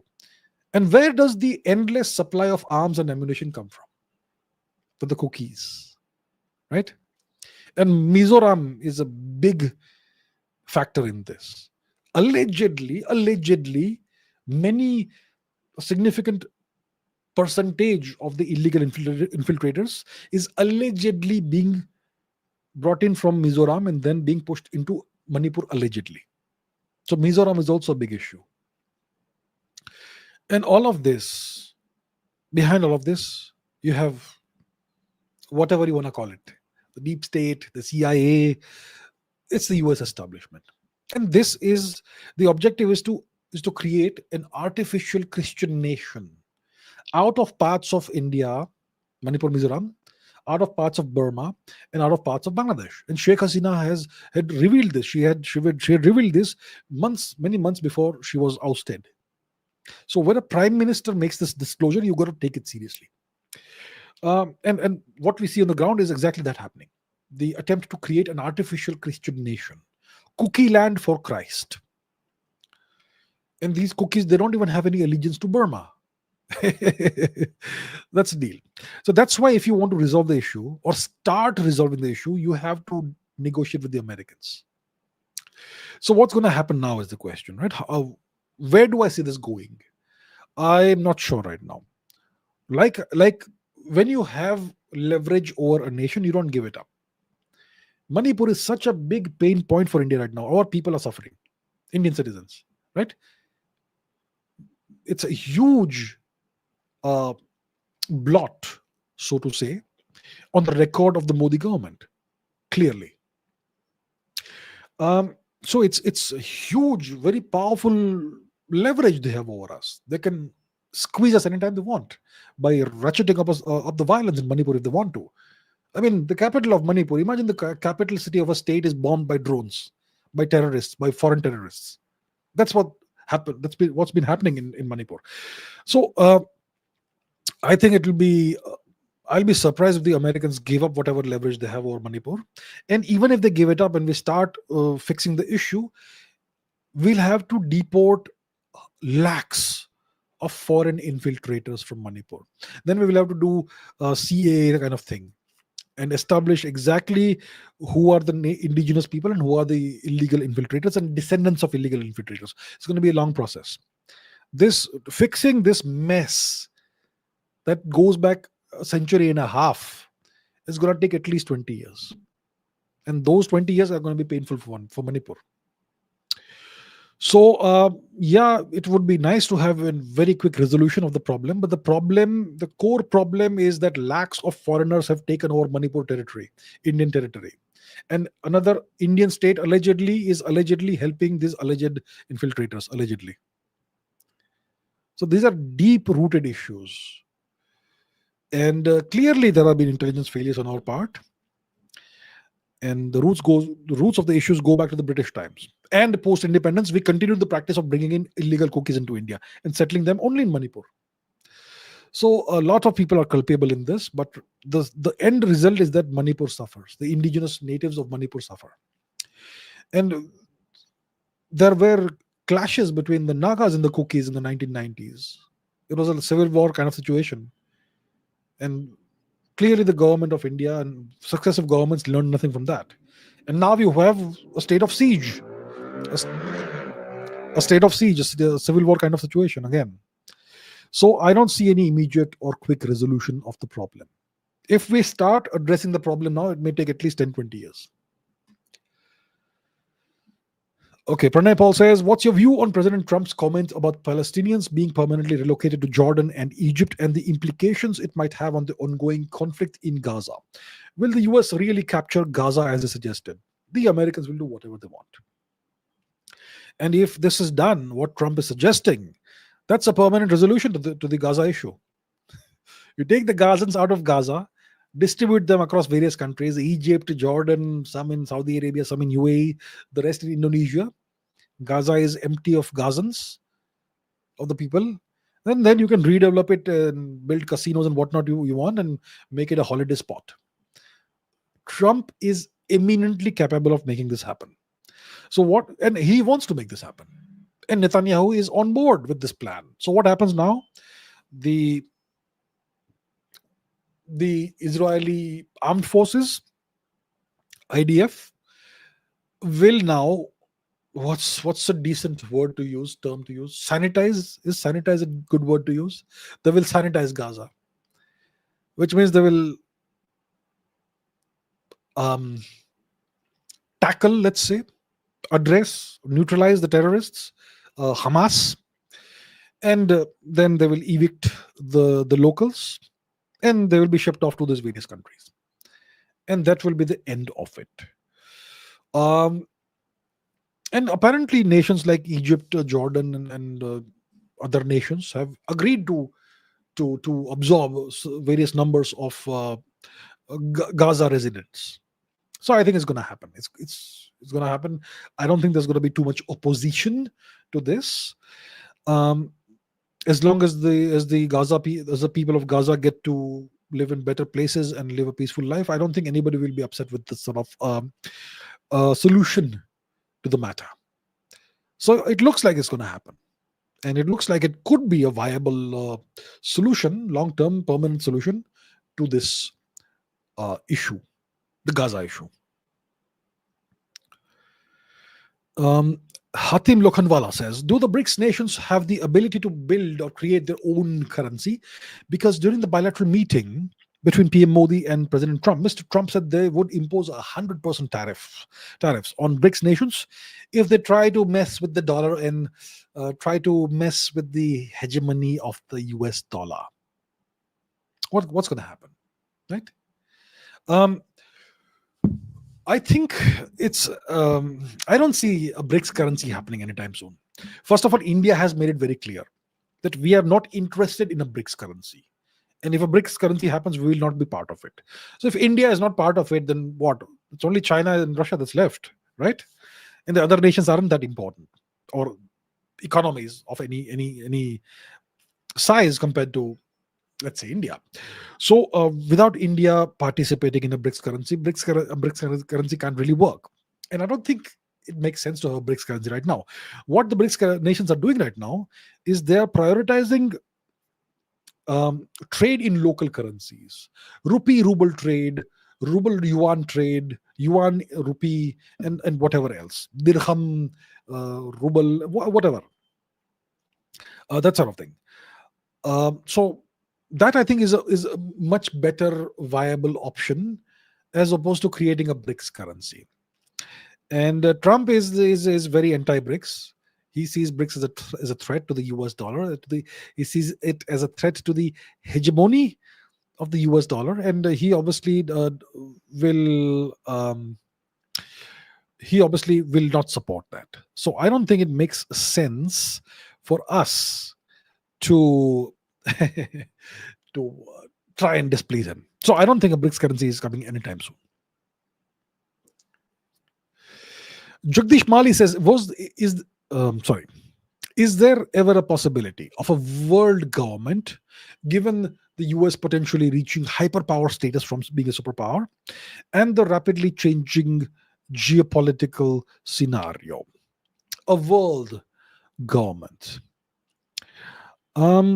Look, you see, in the 20th century, Edward Luttwak published a book about imperial Rome, the grand strategy of Rome, or something it was called. And Edward Luttwak is one of the most respected geostrategists in the world right now today. And he's appeared on my podcast. You can see it on this channel. So in the 20th century, Edward Luttwak published this book about imperial Rome's geopolitical strategy. And in this book, he distinguished between two kinds of empires: territorial empires and hegemonic empires. So territorial empires, they directly occupy territories with their armies. They put armies in the territory of the nation they occupy. They physically occupy the nations by building military bases in the nation and having the troops in the nation. And sometimes they throw out the old rulers and annex the land. That's a territorial empire. In a hegemonic empire, the internal affairs of the conquered nations and areas remain in the hands of the original rulers, who become vassals. So territorial empires are tightly controlled but very costly to maintain, because you have to maintain these military bases, you have to maintain large numbers of soldiers, you have to supply them, and you have to make sure there is no dissent and problems in the host nation. Very difficult to maintain and operate. But a hegemonic empire are inexpensive to maintain, because the original local rulers, they incur the costs of administration, and everybody's going to blame them. You can invisibly control a country like this. So the United States is a hegemonic empire mostly. They do occupy some nations like Japan and Germany and South Korea and so on. But overall, the rest of the world, whether it is the NATO nations, the EU nations, African nations, they have very distant control, hegemonic control. So in a hegemonic empire, there is a rather invisible tie between master and vassal. And this can sometimes encourage rebellion, and that's why you have coup d'etats in Africa and so on. So every conquest-minded empire is a mixture of hegemonic empire and territorial empire. Some are 80% territorial and 20% hegemonic. Some are 80% hegemonic, 20% territorial, etc. The US is mainly a hegemonic empire. Okay. Now, let's say that the US becomes a hyperpower. How does the US become a hyperpower? Through space exploration, colonizing Mars and the moon, and secondly, through AI. So AI permeates the whole world. People don't even realize that the world becomes a monoculture, because you are getting a very individually tailored experience of what news you watch, what music is served to you, what entertainment is given to you through OTT platforms. It looks so unique and distinct to what everybody else gets. So you feel that you are being empowered. But within all that variance, there is a monoculture that is being established across the world. And AI can help a hegemonic power to control the whole world without the world realizing it. So that could be about to happen. right? But if that happens, there is no need of a one world government, because all the governments anyway will toe your line without realizing it, or with by realizing it. So AI will make it happen. Will ma- AI could create an invisible global government in which every nation just toes the line of the US, and the people of the nation don't even realize it. That's already been the case in the EU. The EU is a large number of nations that have lost their sovereignty. It's already a one government from Brussels. Why do I say they've lost their sovereignty? What are the characteristics or hallmarks of a sovereign nation? You control your borders and you control your currency. The EU nations don't control their borders. Their borders are open. They don't even have their currency. They have to use the euro, which is a rebranded Deutschmark. So there is no and thirdly, a sovereign nation passes its own laws. In the EU, they can't even pass their laws. They have to agree to the laws from Brussels. The EU has lost its sovereignty. It's already a one government, and the same could happen eventually across the world because of AI, whether these nations like it or not. So yeah, it could happen. It could happen soon.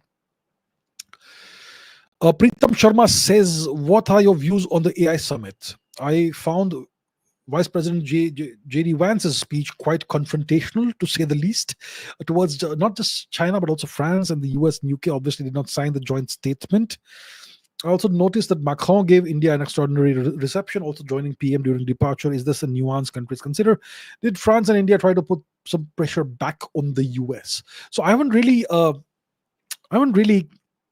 looked in detail at the AI summit. Vance, he has given some pretty confrontational speeches recently. He is on a mission to the EU, scold the EU, to lecture the EU, to excoriate the European Union. Macron definitely gave the PM, as always, a great reception. France is, like I keep saying, the only EU nation, NATO nation, that has a quasi-independent foreign policy, a completely independent, sovereign, nuclear option. And France wants great relations with India to bolster its sovereignty and its and the safety and security of its Indian Ocean possessions. Now, the speech by Vance was quite something.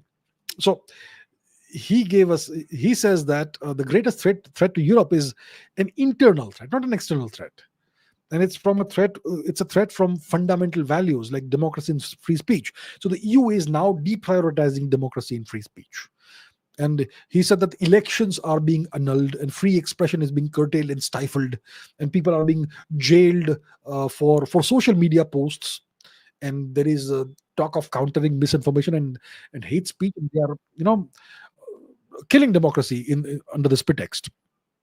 And he said that during the Cold War, various authoritarian nations were doing the same thing. So how are you different from these nations, right? That's what he was saying. And social media, obviously the curtailment of social media, and he speaks about Germany, and he talks about Sweden, and he gave various examples. UK also, a person, he was praying near an abortion clinic, was arrested and prosecuted, and so on. And he did acknowledge that the previous administration, the Biden administration, did encourage the EU to do this, and they did go after social media. But he said that the Trump administration will be different, and we're going to protect free expression and all that. We're going to champion free speech. He spoke about the annulment of Romania's election, which is like essentially alarming. You're essentially stifling, destroying democracy. And he said that democracy is it so fragile that it can be destroyed by limited amounts of alleged foreign interference or influence or advertising. Obviously, he's referring to Musk, because Musk has been trying to interfere in Germany's election recently. And populist or right-wing parties are being excluded from various things and all. So you're dismissing opposing views to whatever your views are. So where's the democracy in this? And then obviously he spoke about migration, mass migration. He said that there's large scale immigration that's been done into Europe, and it's causing all kinds of problems in Europe. Social tension and violent incidents obviously are on the rise. And the voters in Europe have not agreed to open the floodgates, and so on. So he said that, all these things are completely wrong, completely undemocratic. You are becoming intolerant, you're becoming undemocratic, you're becoming censorious, you're censoring the people, you are undermining their concerns, and so on. And anything you say, if the government doesn't like it, it's misinformation. So he really piled on all this and scolded the EU.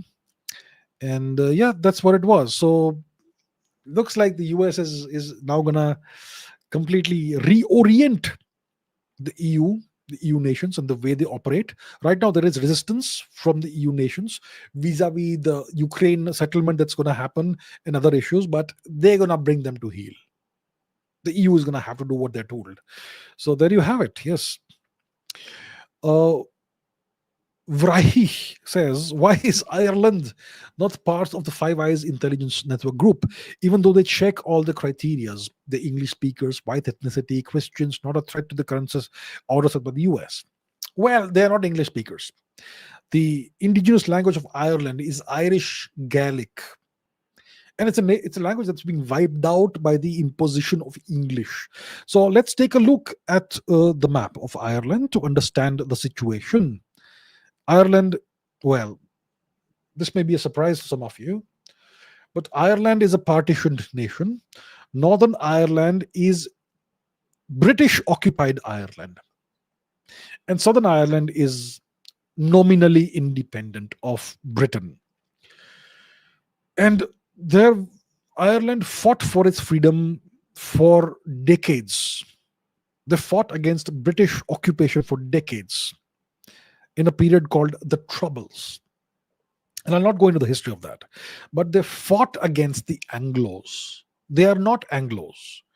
The English people, the people of England, they are a mixture of Anglo-Saxons and Normans. The Anglo-Saxons invaded the islands in the middle of the first millennium AD. And the Anglo-Saxons came from present-day Germany, parts of present-day Germany. So there are Germanic people. And the and the Normans were also a Germanic people who spoke French, but they had been given land in present-day France by the then King of France, in exchange for protection against Viking raids, despite themselves being Vikings. So the Anglo-Saxons and the Normans are the stock that makes up the English-speaking people. The Irish people and the Scottish people are not Anglo-Saxons or Normans or Nordic people. They are Celts. They are of Celtic stock. They're different. They were discriminated against horribly by the Anglos. And in the US, they were not even considered whites for a long time. So it's a different ethnicity, and they are not English speakers. Yeah, they're Christians, but many of them are Catholics, not Protestants. That's a problem, isn't it? And they fought the Anglos for a very long time, and even today they may have aspirations of freedom from British occupation. So that's why they're not part of the Five Eyes coalition. And also because they're not powerful in their own right, and because Ireland, Southern Ireland, nominally an independent nation, has multiple US military bases on its territory, which means it's actually technically under US occupation. So then why do you need it to be? So it's not really a sovereign nation, but neither is the UK or Australia or New Zealand or Canada. But Ireland isn't that powerful or important or large or whatever. So that's why it's not part of the Five Eyes grouping of nations. McLevin, Pranay Paul, Slim Shady. Supreme Court said it will pass orders to the center and Delhi government to grant access to school admissions for children of Rohingya refugees. Are we following Europe? Have you already become a vassal? With the Supreme Court asserting that no child will be discriminated against regarding Rohingya access to public schools, what broader implications does this have for India's immigration policies and national security? Could this set a precedent for further legitimization of illegal settlements? Recently, the Supreme Court has suggested the government provide healthcare facilities, education, AC, accommodation, allegedly, possibly for Rohingyas. Are they out of their minds? Is it so difficult to understand that the Indian taxpayer resources are for Indians and not for aliens? Is it so difficult to understand that these people are a threat to national security? They will destroy the social fabric of the country. Why are we always lectured to take the moral high ground? Please share your views. Okay, yeah, it is a surprising order, and it's obviously going to happen at the expense of the Indian taxpayer. The education for the children of illegal infiltrators. So I think the government needs to take some actions. Okay, you cannot go against what the Supreme Court has done. Apparently, you can't. If you're the government, you have to do what the Supreme Court says. But what the government can do, it can pass laws. See, right now, Trump is deporting illegal Indian immigrants to the US. We're sending them back in chains, right? So this is a great time for us to get rid of our illegal immigrants. So let's say the Supreme Court says, okay, that we should provide education and healthcare and whatever else. Fine, but it doesn't say that we cannot deport them. So the government should pass a law or whatever is required, legally, properly done, that enables us. It gives us a framework to deport illegal aliens who have entered the country illegally. By being in the country illegally, you are a criminal actually, and criminals aren't supposed to be given privileges that many Indians don't get, free education and all.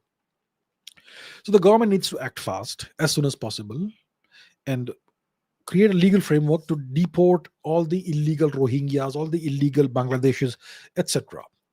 Because otherwise, it's gonna be a huge burden on the Indian taxpayer. It's already a huge burden, but now you're gonna be educating the children of criminals, and by educating them, you're making them Indians, and then they will claim that we have been educated in India, we've lived in India, we deserve Indian citizenship, and it's gonna cause a lot of problems downstream.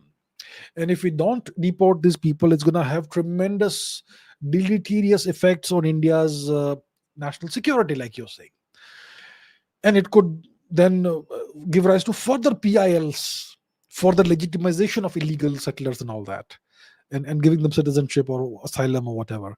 So the government needs to act as fast as possible. That's what I would say, because this situation is untenable. It's a national security threat for us. Right. Ritik Pawar says, if the UK were not an island country, would the painter have taken the UK in 6 weeks, just like he did with France? What's your take? Second World War. Map. We're talking about the Second World War here. And the painter is, the painter, right? The Austrian painter. So the UK is an island country, isn't it? And Hitler was able to take France very rapidly. He was able to steamroll most of Europe, just blitzkrieg through all the defenses, the Maginot Line and all that, and take all these nations. The reason he could not it was so much more difficult to take the UK was because it was across the English Channel, right? And he would have had to create an invasion fleet and plan this properly for months. Just like William the Conqueror did in the year 1066, and the UK would have been ready for it. And that's why they instead went with the doodlebugs, the V1, V2 missiles, and the Battle of London happened between Focke-Wulfes and Messerschmitts and Spitfires and so on. So because the UK was an island, that's why it was so much more difficult for the painter to conquer it. And eventually he decided to set the UK aside for a while and instead do Operation Barbarossa, which led to his eventual undoing. Initially, it was a great success. His troops were able to have Moscow in their sights, in binoculars. But eventually the tide turned and so on. So yeah, if the UK was not an island country, the painter would have taken it very rapidly, for sure. Vikram says, after the recent Modi-Trump meeting, it looks like India is becoming a vassal of the US. Is this true? Okay, how do we define a vassal? A vassal is a nation that, see, examples of vassals. All the EU nations are vassals of the US. All the NATO nations are vassals of the US. How have the EU nations been made vassals of the US? They have been deprived of their sovereignty. They don't control their borders, they don't control their currency, they don't control their economy, they don't control their laws. It's all controlled from Brussels. And Brussels is controlled by the US in a variety of ways. And then there are the NATO nations, which have again pooled sovereignty, and their armed forces are under a central command, and the central command is controlled by the US. So that's how you deprive a nation of sovereignty and make it your vassal. Or you can have physical occupation like Japan, South Korea, etc., and so on. Now, India is not in any of those situations. Yes, the US is powerful, super powerful, and if they demand something, we have to do it. But it doesn't mean we are vassals. It means that we are in a weaker position, which we are. We are not in the same league as the US. Forget about the US. We're not in the same league as Russia or China. But we need the US on our side because of the complicated world we live in, especially the Chinese threat. But we can counterbalance the US with China and Russia, especially Russia. So it's complicated. And when you have these options at your disposal, you're not a vassal. When you don't have the presence of US military bases and troops on your soil, you're not a vassal. When the US doesn't control your economy or your borders or your currency or your laws, you're not a vassal. So, yeah, we are definitely in a weaker position, and the US can certainly arm twist us if they want to. But they also don't want to do it beyond a limit, because then they will push us into the arms of Russia or China. So it's a delicate game that we are playing, but we are by no means a vassal. And even if we become a vassal, well, it'll be great for the citizens of India, because a lot of the world will open up to you all. So do not despair. Okay, I think I have finished with the questions I had selected. Let's take some questions from the live chat. Let's take some questions from the live chat.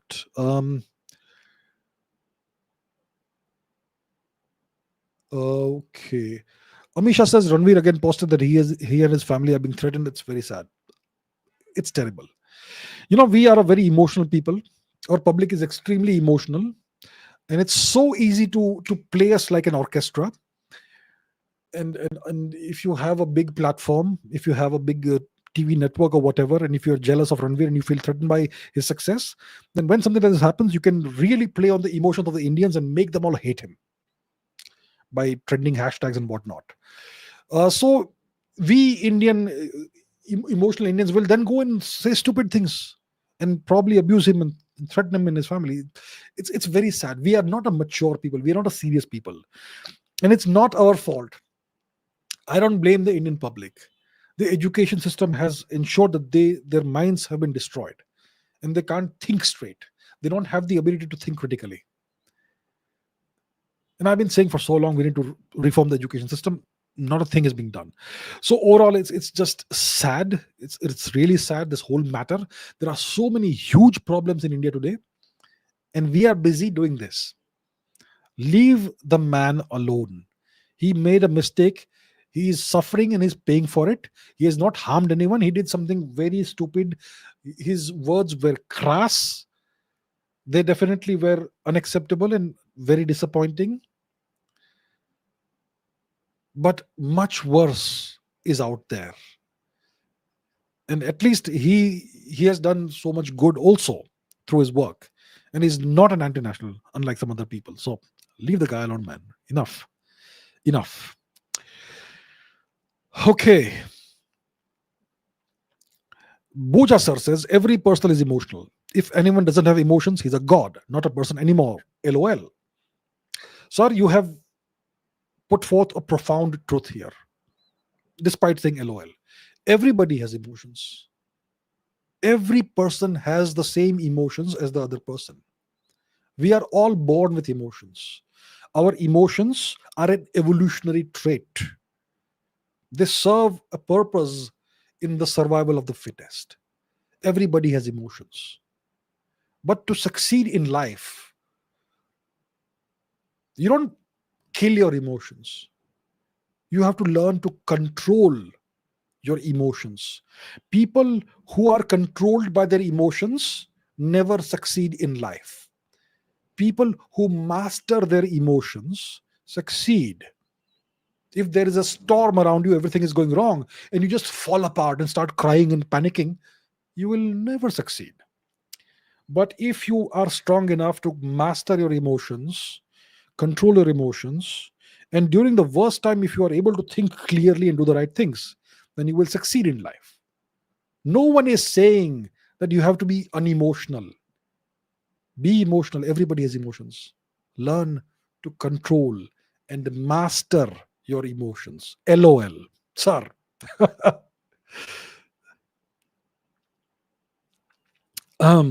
Okay. Pranjal Tripathi says, how are you able to speak so eloquently? For the majority of my life, I have not been a speaker. I have been a writer, a person who expresses himself in writing. I did not even know that I had the ability to speak in public until I started doing these live streams. Do you know that? I've never been a public speaker until then.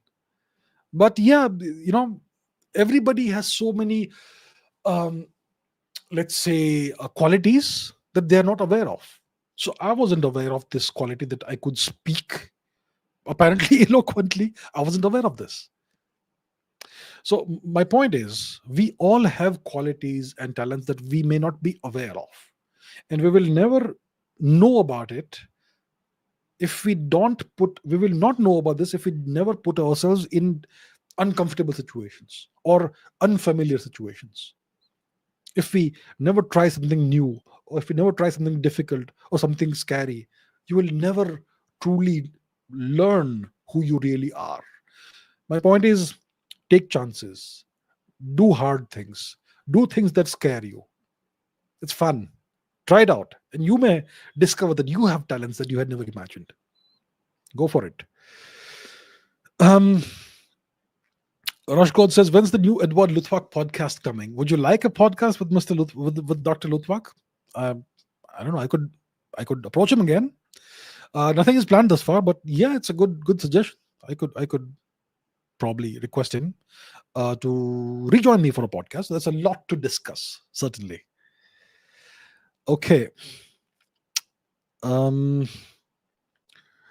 Right. What other questions do we have? Lots of questions, of course.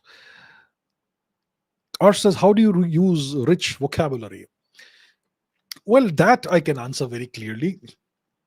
I've been reading all my life. I I could have been classified as a first rate nerd. I mean, as a kid, one of one of the the best way for me to spend my day was a day in the library. I was that sort of kid. Even at the age of 7, the library was the best place for me to go. I could go at 9 a.m. in the morning and leave at 9 p.m. in the night. I would read.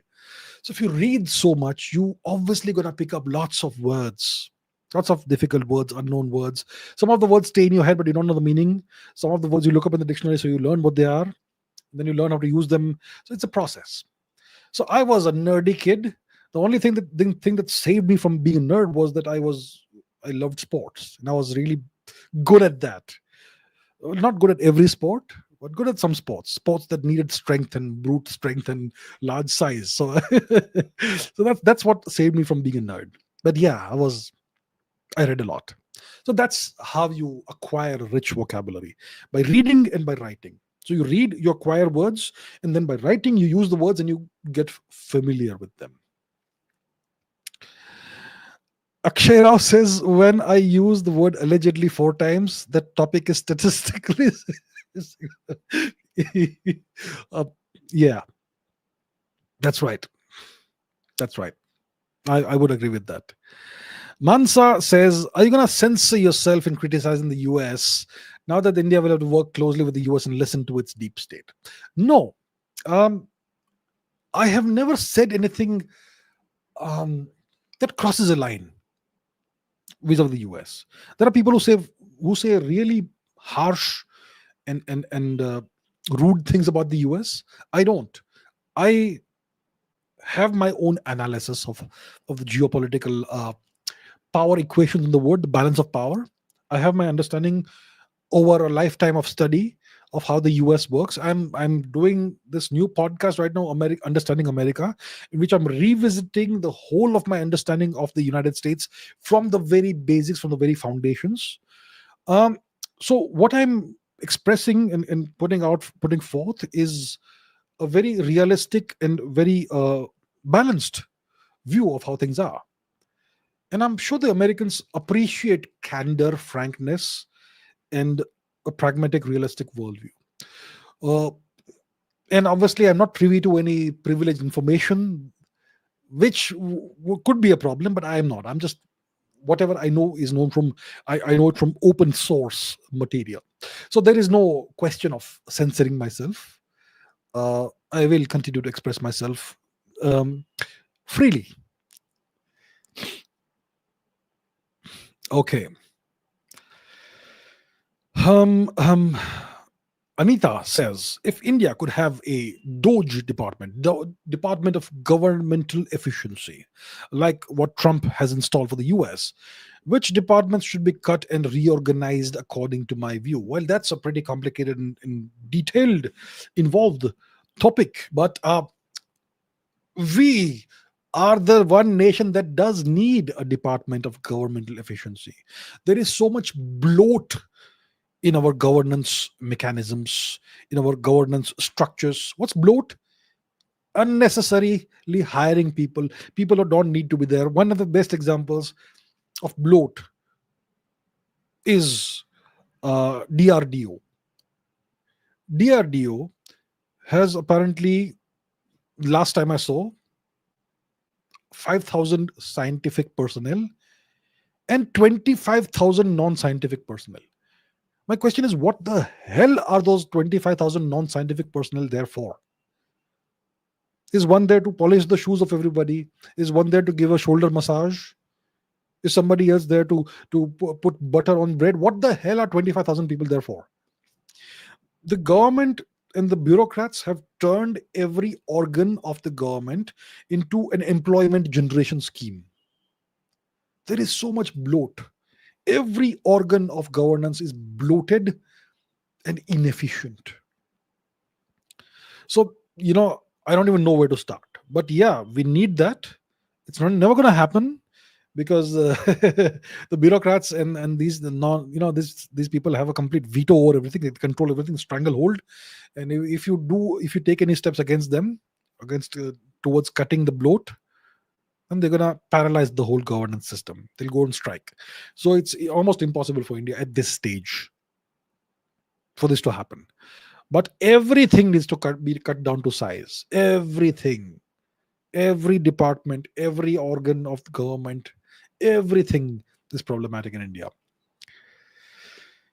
Um. Okay. Okay. Let's see some other questions. Abhijit says, I'm from Jamshedpur in Jharkhand, and in our city, each and every vendor is a Bangladeshi. Every vegetable shop, cloth shop, fruit shop, etc., is being run by these Bangladeshis. I don't even know what to say. Yeah, we know this.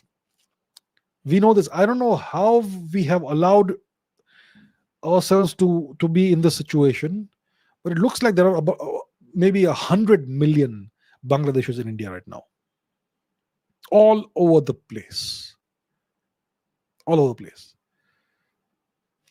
It's a very serious situation, and I would appeal to the government to take steps to end this. And what led to the situation also needs to be looked at. What is the role of the alleged role of the alleged BSF in this alleged situation? What is the role that the BSF may or may not have allegedly played in this? The border security force, a paramilitary force, not the Indian military. Lots of hard questions need to be asked. Nobody is ever punished for the allegedly treasonous activities they allegedly do. Terrible situation. And thank you, Abhijit, for letting the world know of what's happening in Jamshedpur, Jharkhand. What's the government doing? Okay. People say that these days I've become rather negative. when these facts come to light, do you expect me to be dancing and saying nice things? I am not a negative person. I'm a very jolly person. I'm a very optimistic person. But sometimes you have these things. What do you do? Like Sparkling Lotus says, it's time for Swaraj again. Okay. Sensei Chavda says India allegedly has 176 nuclear warheads, nukes. I don't believe the official counts by nations, as I think they try to underplay their capabilities. How many nukes could India and the other powers truly have? Look, India, we have no idea of knowing how many nukes a nation has. When the West puts out a set of numbers for each nation, that's propaganda. They have no idea how many nukes we have. How do they know? They're just guesstimating, right? But we have some kind of understanding of how much fissile material our nation has. Fissile material is the weapons grade uranium and weapons grade plutonium. How much of this do we have? Well, it takes less plutonium to have a warhead, to make a warhead, compared to uranium. So plutonium is nicer to have. So if you add up how much fissile material we have, according to various studies, we may allegedly have enough fissile material for 3,000, 4,000 nuclear warheads. We, India. Okay. Now, if we have that much fissile material, will we have 176 nukes, warheads? I don't know. Maybe we have disassembled warheads that we can assemble it at 10 minutes notice, and then we may have 300 or more. So there's no way of knowing. Whatever numbers the West puts out is propaganda. That's it. So I don't know. I can only tell you that we have sufficient fissile material for maybe 3,000 or 4,000 nuclear weapons, most likely. And that's based on Pakistani studies. And I don't have the studies right now at my disposal. It'll take time to look for it. But I have actually put it out in a previous episode a couple of years ago. So if you want, you can look it up. Okay, let us take one final question for the day, and then we can wrap it up for today. Let us see. What is it? Vedang Sharma says, is it possible to buy both the F35 and the Sukhoi 57? My question is, why would you do that? Why? I mean, do we have that much money floating around? We'll just throw it at two different aircraft systems. It doesn't make sense. Okay, so we'll just buy one of these. We'll buy one of these because we have limited money. We need to throw money at the Ladli Behna Yojana and whatever other freebies we are giving, right, to our voters. So we only have limited money for defense. So we got to be very careful with this, very parsimonious with this money that we have. And with that, I think I'm going to end today's live stream at this point. Thank you very much for all your questions. I'm sure many of you have so many more questions, but we'll end it for here today. Next weekend, I probably am traveling, so we may not have a live stream next weekend, but we'll try and do something about it. Maybe I'll do something from wherever I'm traveling. So let's wrap it up for today over here. Thank you so much for all your questions. Apologies to those of you whose questions I could not take. Thank you very much for your viewership. I really appreciate it. Keep asking questions, keep raising your standards, and I will see you next time as soon as I can. Very soon. Take care. Bye.